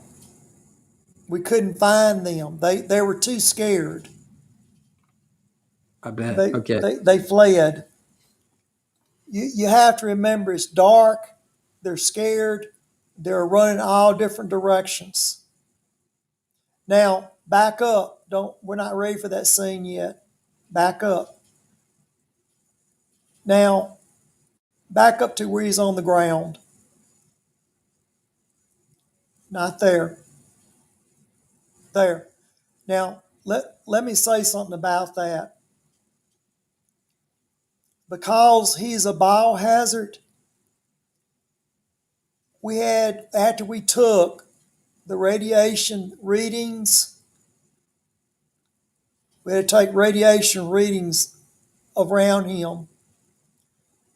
All right. We had to take a flamethrower and burn the field because he is a biohazard. Okay, if any cow would have came up and ate the straw on the ground, then the cow would be infected. Or if a bird took some of the straw off of the ground and made a nest, then the bird could spread a biohazard. So what we did after we collected the body, we put the body in a body bag, plastic body bag, and it was removed for study. All right, we had to decontaminate the field, so we had to burn the field.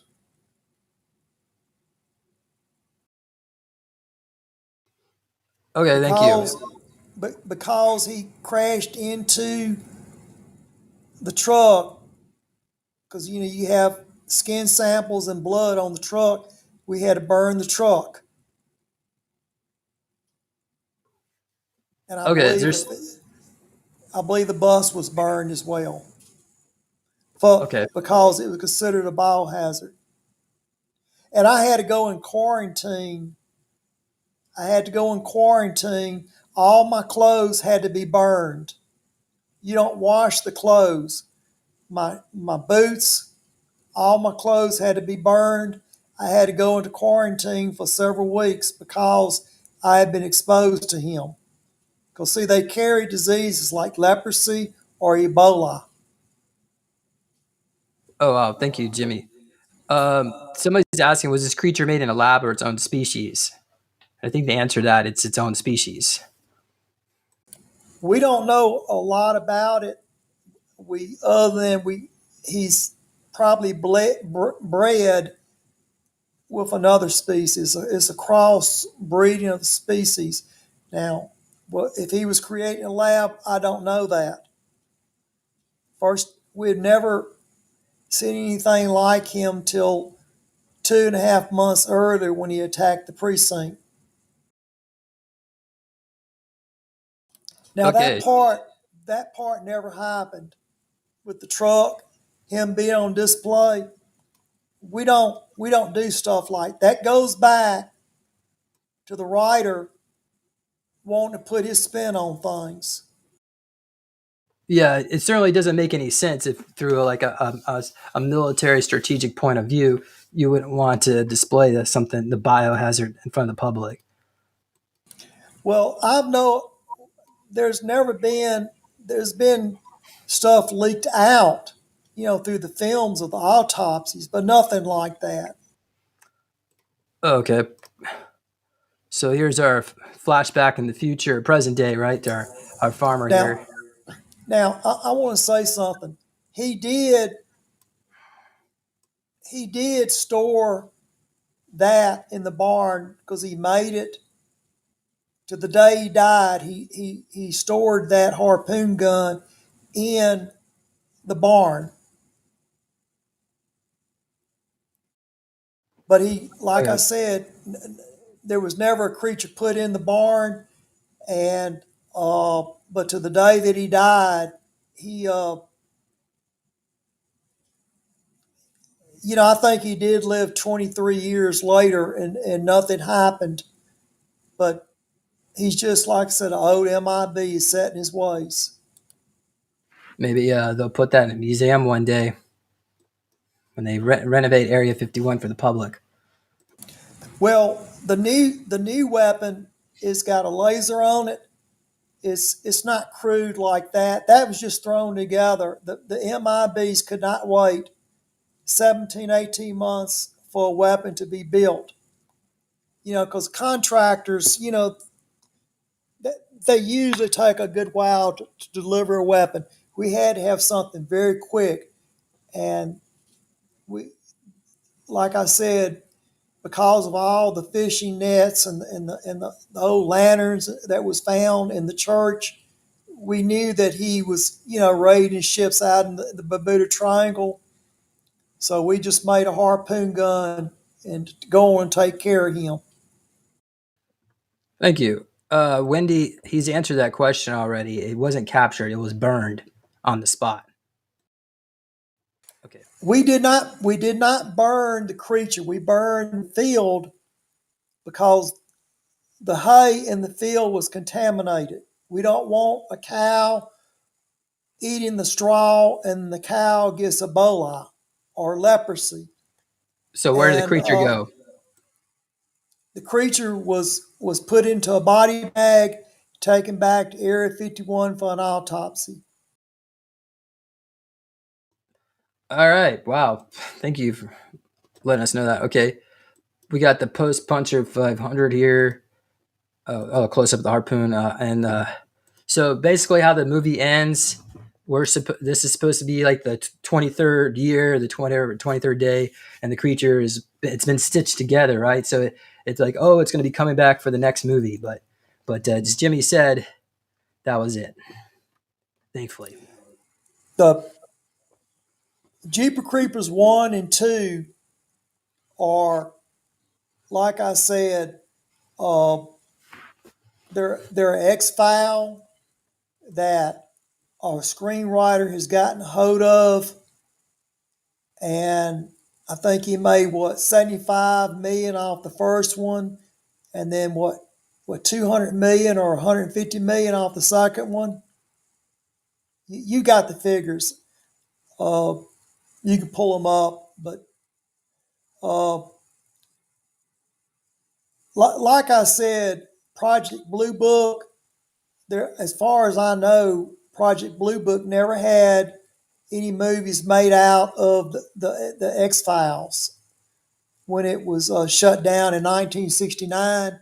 Mine was made. Everything in mine was made into movies.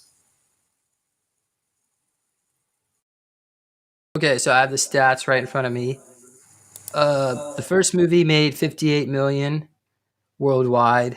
The second movie made 119 million worldwide. The third movie made 3 million, and the fourth movie 5 million. So obviously, as you can see, Well, only 1 and 2 is based off of an X File. The other movies are fictitious. So he's making it up as he's going along. And like I said, now he's been given the idea, and he's still making money off of the fictitious movies. very good. Thank you. So what did you learn from the autopsy? Well, he was a lot like the other reptilians that we come across. Now, he did heal quicker. So, you know, he whatever he's bred with, you know, he just healed a lot quicker. Like I said, the tongue was a little different. The tongue was more like that of a snake, a split tongue. The eyes were more like that of a cat eye, split eyes. The pupils were. The teeth seemed to be more yellow. And if I recalled right, there were double rowed. Then again, after 5 decades, it gets a little bit, you know, I might be a little rusty on that part. He had a very strong rotten smell like rotten fish.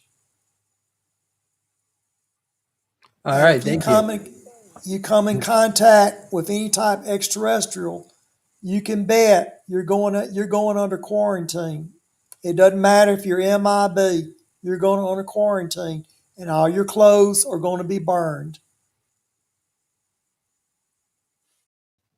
Okay. And it will never be put on display in a barn, like what you saw, what this writer did here. Let's let Nikki talk for a while. Nikki? Oh, we can't hear you. I wonder what's up with that. Yeah, why can't we hear? Can the audience hear Nikki? Or Jimmy, can you hear Nikki? I cannot hear her. Look, put your finger up and get her attention visually, James. I think she can hear us. But maybe you can refresh your browser and come back in. Try that. Okay, any other questions? Yeah. So we're gonna stay until Nikki comes back for sure. But any other questions the audience wants to ask before she gets home? Because when we close this case out, my intention is not to do any more on Jeeper Creepers.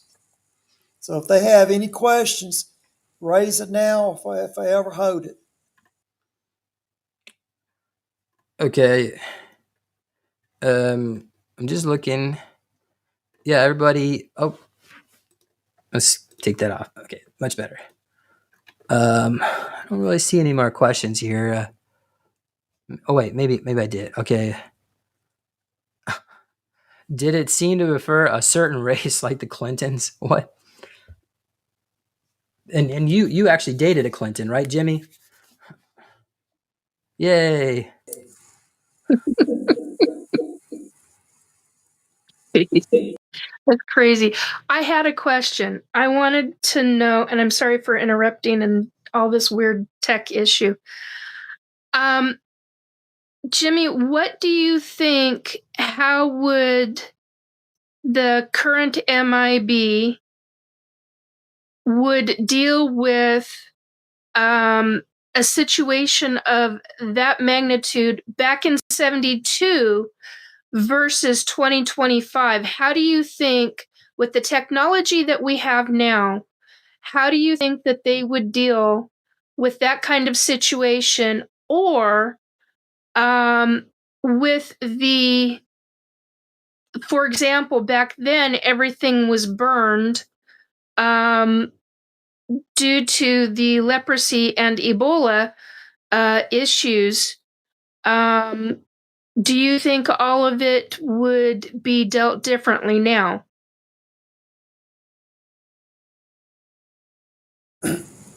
Well, first of all, we know what we're dealing with now. Back then, we didn't. Yeah. Yeah. Okay. Each time you encounter a species, you learn from its traits. All right. We now have a harpoon gun, or shall I say, a very modern Star Wars weapon. We know how it hunts. We know how to bring it down. Mm-hmm. I would think that the men in black, that is, if they even still exist, I believe they still exist, but they're more towards the corporate, the aerospace companies. I think they're more scattered out. Back then, they weren't that scattered out. They were more concentrated into one area. I just think that if one can do this much damage, wherever it came from, if it ever showed up in great numbers, it could be devastating. It could be very devastating. I agree. It could easily wipe out a population. Well, it goes back, Nikki, disinformation. Right now, these writers that picks up these X-Files, they're doing more damage than anything I've ever seen. Because if it takes an hour and a half for a movie, it'll take 2 hours or more just to straighten it out. Had he just left it all alone, I probably could have explained this to James probably in less than 30 minutes. You know, Yeah, but that's not the type of show that I'm doing, Jimmy, and also Nikki. We're showing the public what was shown in Hollywood, and then we're going to show your version, Jimmy. So yes, we could have done it a lot faster without the visual aids, but I think the show is better with it. Thank you. Well, yeah, we need to be able to see the different things that have taken place so that more people understand certain information, especially the way Hollywoodizes movies. Well, this is one time I do agree with James. He's right that he had to show it what the writer did. So I agree. You know, I agree. I am agreeing with James. All I'm saying is, had it not been for the writer, then it would have been just a simple 30 minutes or so. Me and James could have ran through it. But James did right tonight, showing what the writer did. Oops.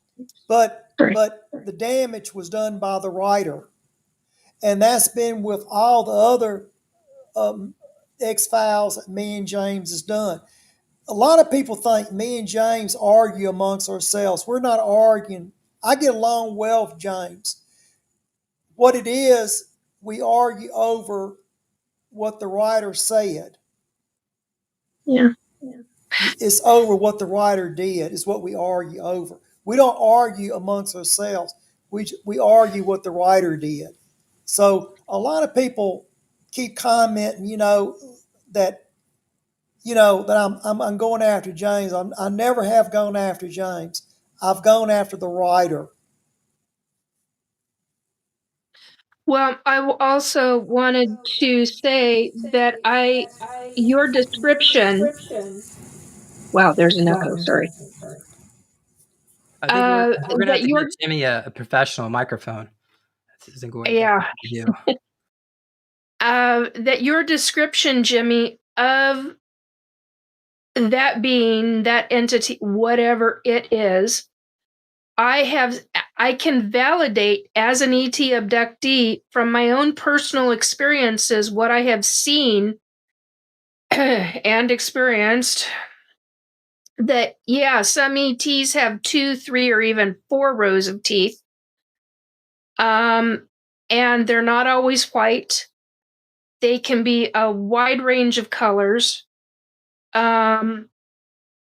I've seen one with an orange tongue. That's why I was asking if it was orange. And you had said it was purple. The fact that it had an odor about it completely jives with everything that I've ever come across, because some of them reek to high heaven and others they barely smell, but yet you get near them, they'll start to smell, but others you can smell a long ways away. So, I mean, I can validate all of that from my own personal experiences. And I appreciate what you talked about regarding the different things that you brought up, especially the biohazard type of stuff. I mean, the fact that you guys knew, how did you even determine that it had the possibility for leprosy and Ebola? I mean, I'm assuming that's through the testing. But wouldn't that be afterwards, or was that just from during the process?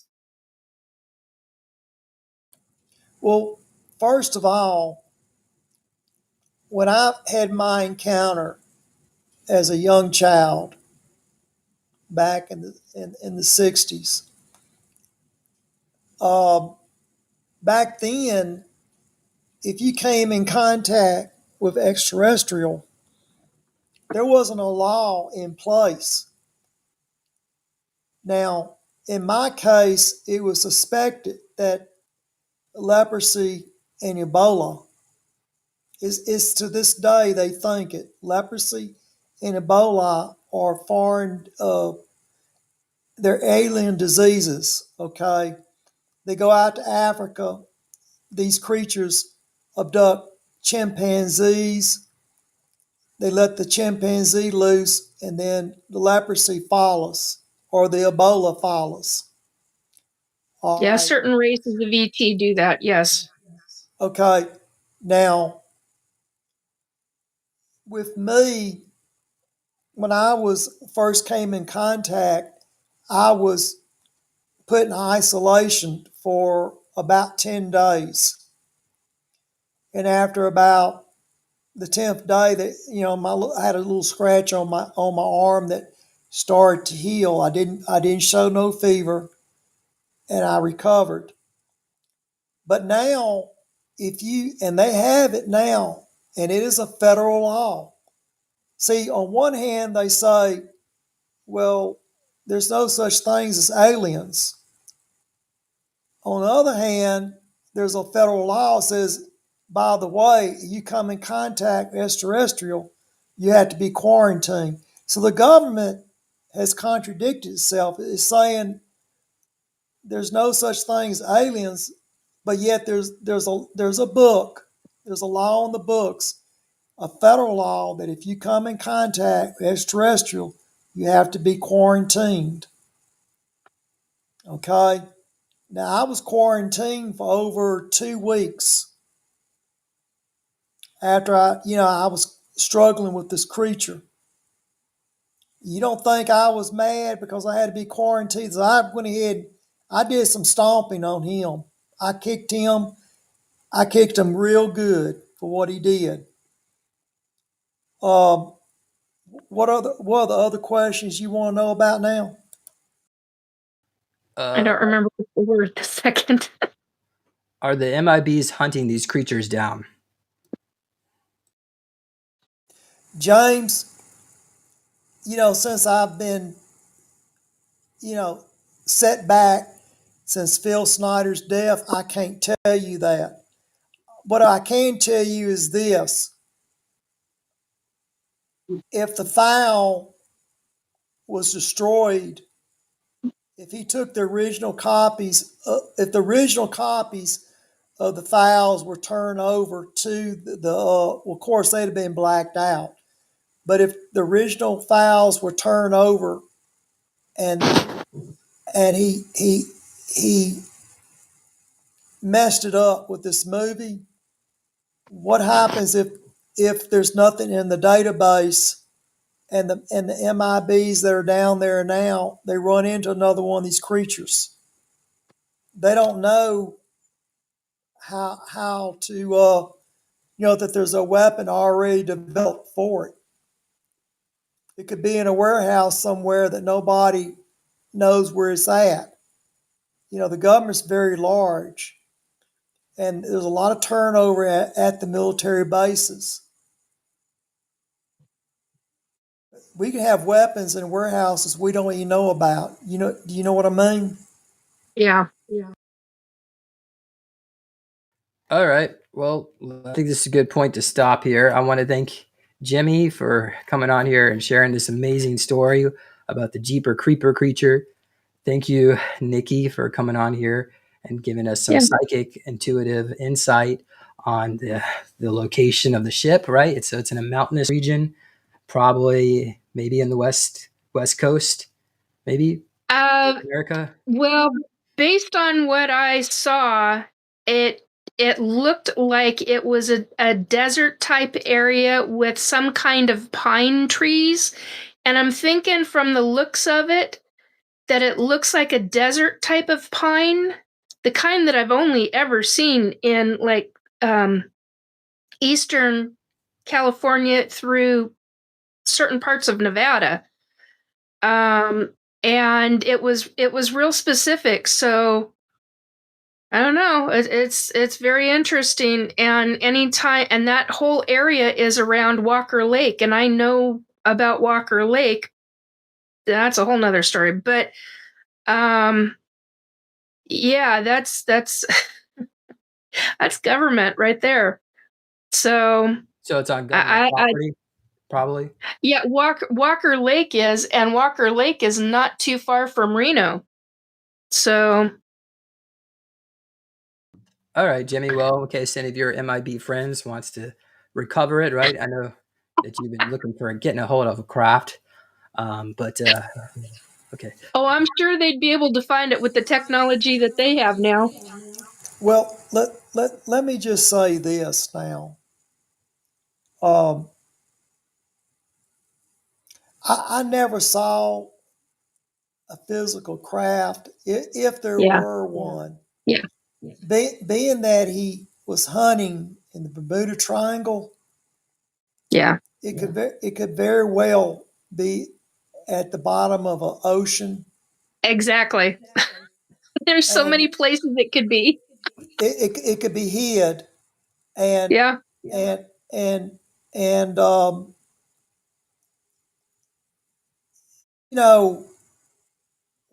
we can do a lot of speculation about the spacecraft, but then again, he might have just caught a ride with another species here. You know what I mean? Very possible. They do that. He hitchhiked here, but he was definitely using the Bermuda Triangle to hunt. Now, I want to say this. Now, I went into James's database, and I was looking around. I had actually went in there to see how many people were viewing, reviewing our shows that we've been doing, and we've been getting a lot of views on the internet. And I think what it is, people need, they need a little help, particularly with these UFO reports, to break them down. And as far as I know, James and me are the only ones that's ever doing it. I haven't seen anybody else on the internet do this. Not now or in the past. You see people talking about UFOs, but I've never seen anybody breaking down a show like we did. But the reason I brought it up about me going into James' database the other day, I saw an old interview from James he did 2 years ago with Alex Collier. Now, I know Alex Collier, he's a good man.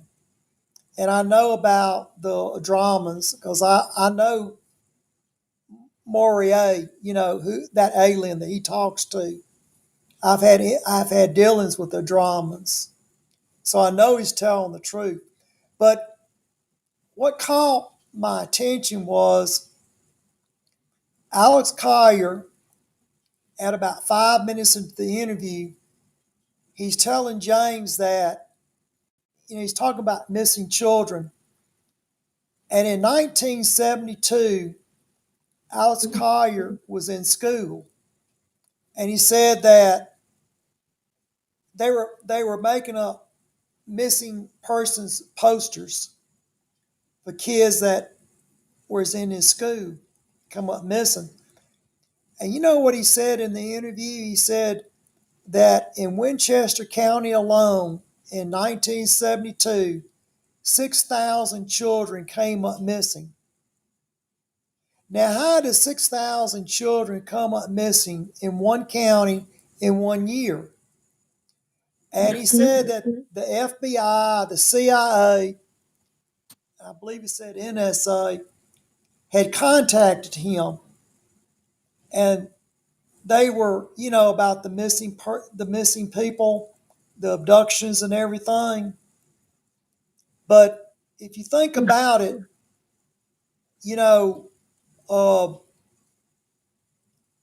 from Camp Hero, and then you get down, like I said, to Thomasville, Alabama, to this other stage radar station. Because every time we opened up, we turned these stage radars on, something would come through. So if your own government would secretly talk to Alex Collier, so they don't want the public to know it, but the government was talking to Alex Collier, wanting to know about the missing children. But 6,000 children coming up missing in 1 year in one county, Winchester County, New York. That tells me that it's serious. And that's just one county. It's happening all over the world. Where are these children going? I'm sorry, what'd you say? Where are these children going? They're coming up missing, James. Now, like I said, if you go into your database, I'm getting to that.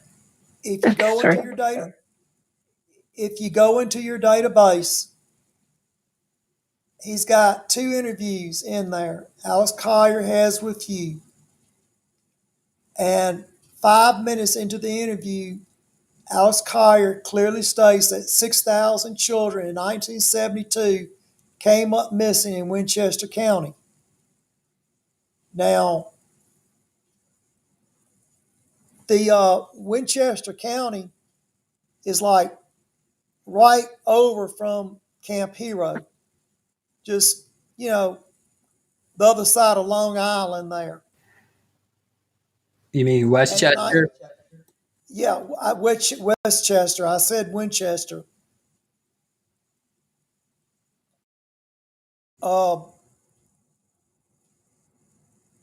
See, that's close to the stage radar tower. And we had the New Jersey Devil came through when we fired it up. So if the New Jersey Devil comes through, it's not too far-fetched that the Creeper came through Thomasville, Alabama, stage radar, from that radar. So, like I said, a lot of this is going on, and we don't want to get to the heart of it, that when we open up these portals, these creatures come through. Okay, well, maybe we could do a show with the creature with Jessica Jones. Well, That would be good. She's good.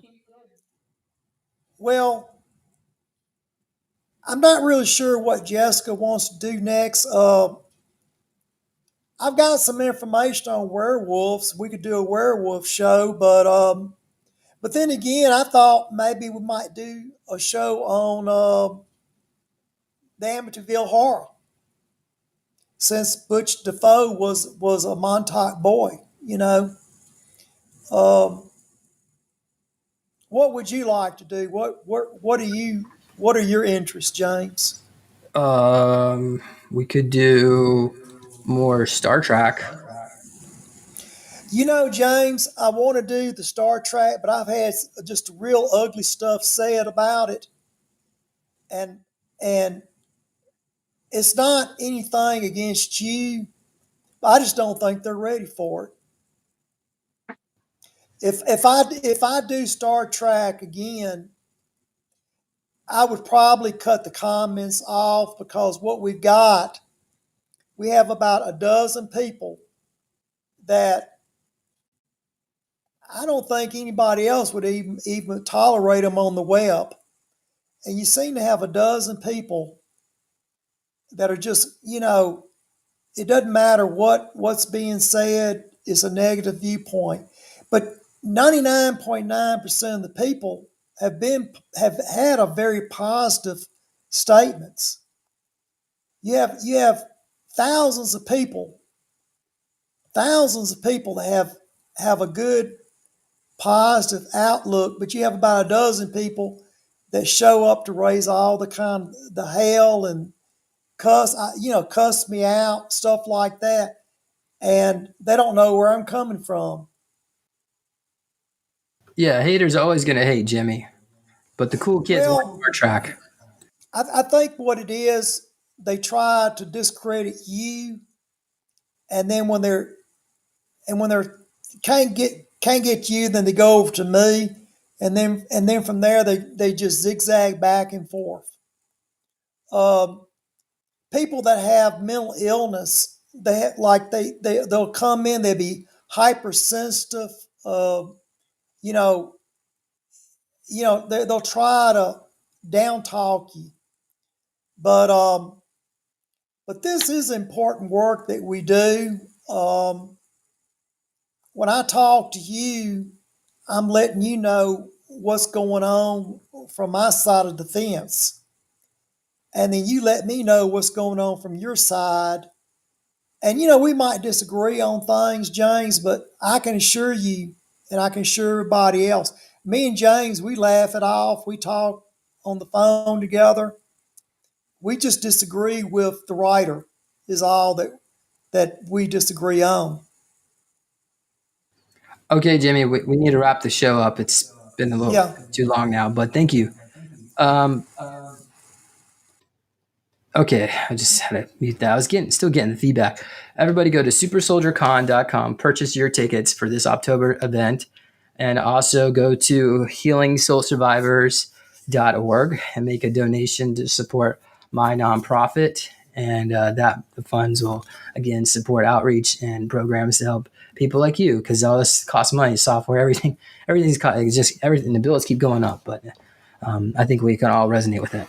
So you could also go to neologicaltech.com, and I want to thank the person who just bought a book yesterday. So I've got a couple more of these in stock. I'm going to get some more, but guys, get my book Lone Wolf. It's about the secret space program, super soldiers, some of my own experiences, and it's 400 pages. You're gonna love it. And also, everybody go check out the LifeWave patch. I'm gonna post something about the X39. Thank you, everybody who are purchasing those LifeWave patches. They're a great tool. They help bring more frequency into the body, and Wendy, I don't usually keep my hair up this way. I got to get a haircut, so that's probably okay. Thank you, Sage, Neological Tech. Go ahead, Jimmy. Can I say just one thing? Before we close out tonight, I'm not affiliated with James or Healing Soul Survivors. I'm not asking any money from anybody. I won't talk to you if you have a crisis. I'm just making it known tonight that I am looking for a corporate sponsor. If anybody wants to ask a question, you can ask James. And but I will not talk to you direct. I will not come to your group and have a talk. I'm strictly am looking for a corporate sponsor, and if anybody wants to get a hold of me, they can just get a hold of James, and James get a hold of me. That's all, James. All right, thank you all. We'll see you all later, and everybody have a wonderful day wherever you are. Until next time, we'll be back with some more information. Goodbye, everybody.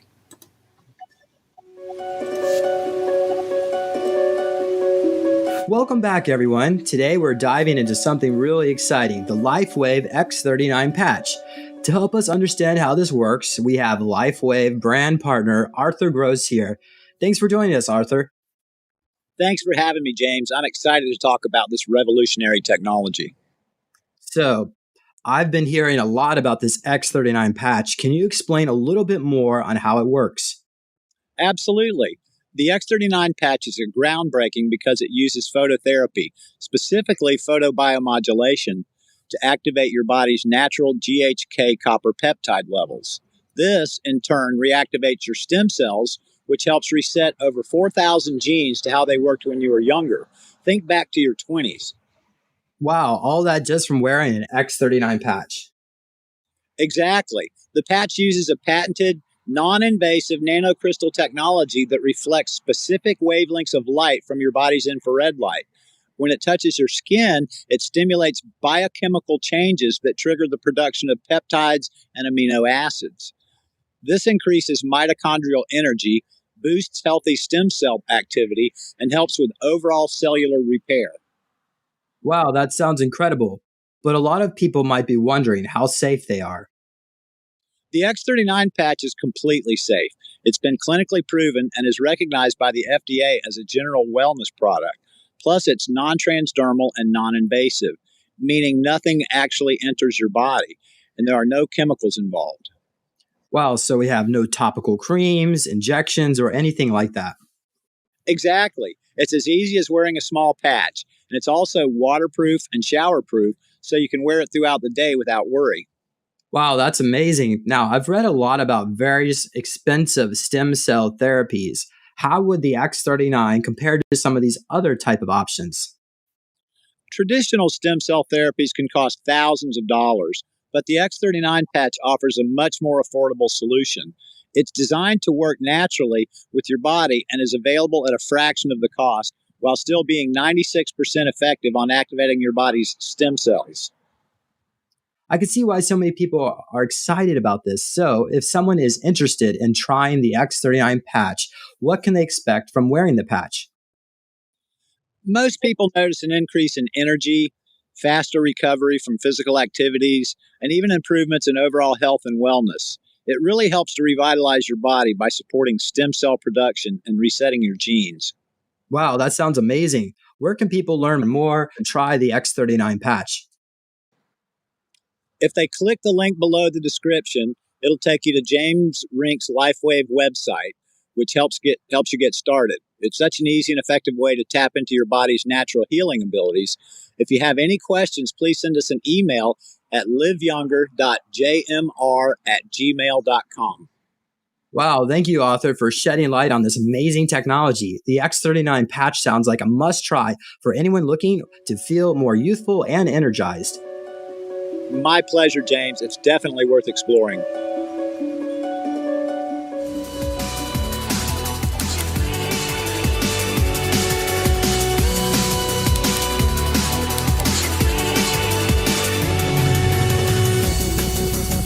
Please consider supporting Super Soldier Talk by purchasing your own Neo Meditation device. Your Neo Meditation device will help you reduce stress, integrate trauma, enhance intuition, enhance clairvoyance, and enhance creativity.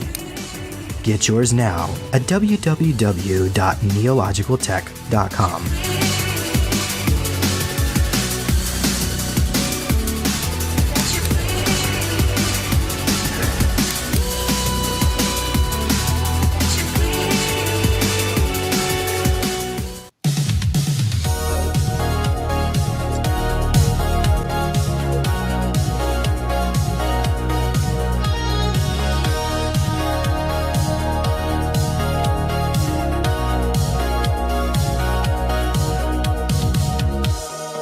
When you look into the night sky, do you see places that you've been that fill your life with dreams of someone there that filled your heart with love? Do the memories fill your thoughts? Did you know that it would change? Was there ever any doubt that a life could rearrange? A traveler in the cosmos, it never seems to end. A life a little longer, you try to comprehend. A shooting star is what you are, but how do you survive? Time after time you play the game, you have to stay alive. For the 20 and back, the 20 and back, 20 and back.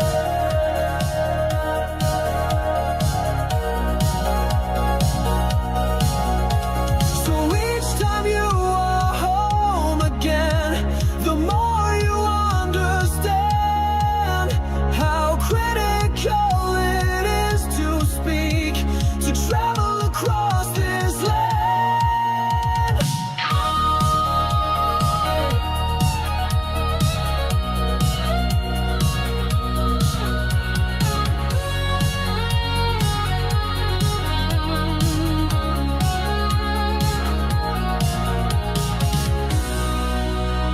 The conference you create for love, service to others, service to self. If you don't get the word out, then lies will surely fade. There's no one else to help them. Your saber-toothed blade, the work you do essential. The conference you create, so very influential. Call out across the land. You've gotta get the word out to break the great divide. Come to the Super Soldier Activation Conference in October 2025.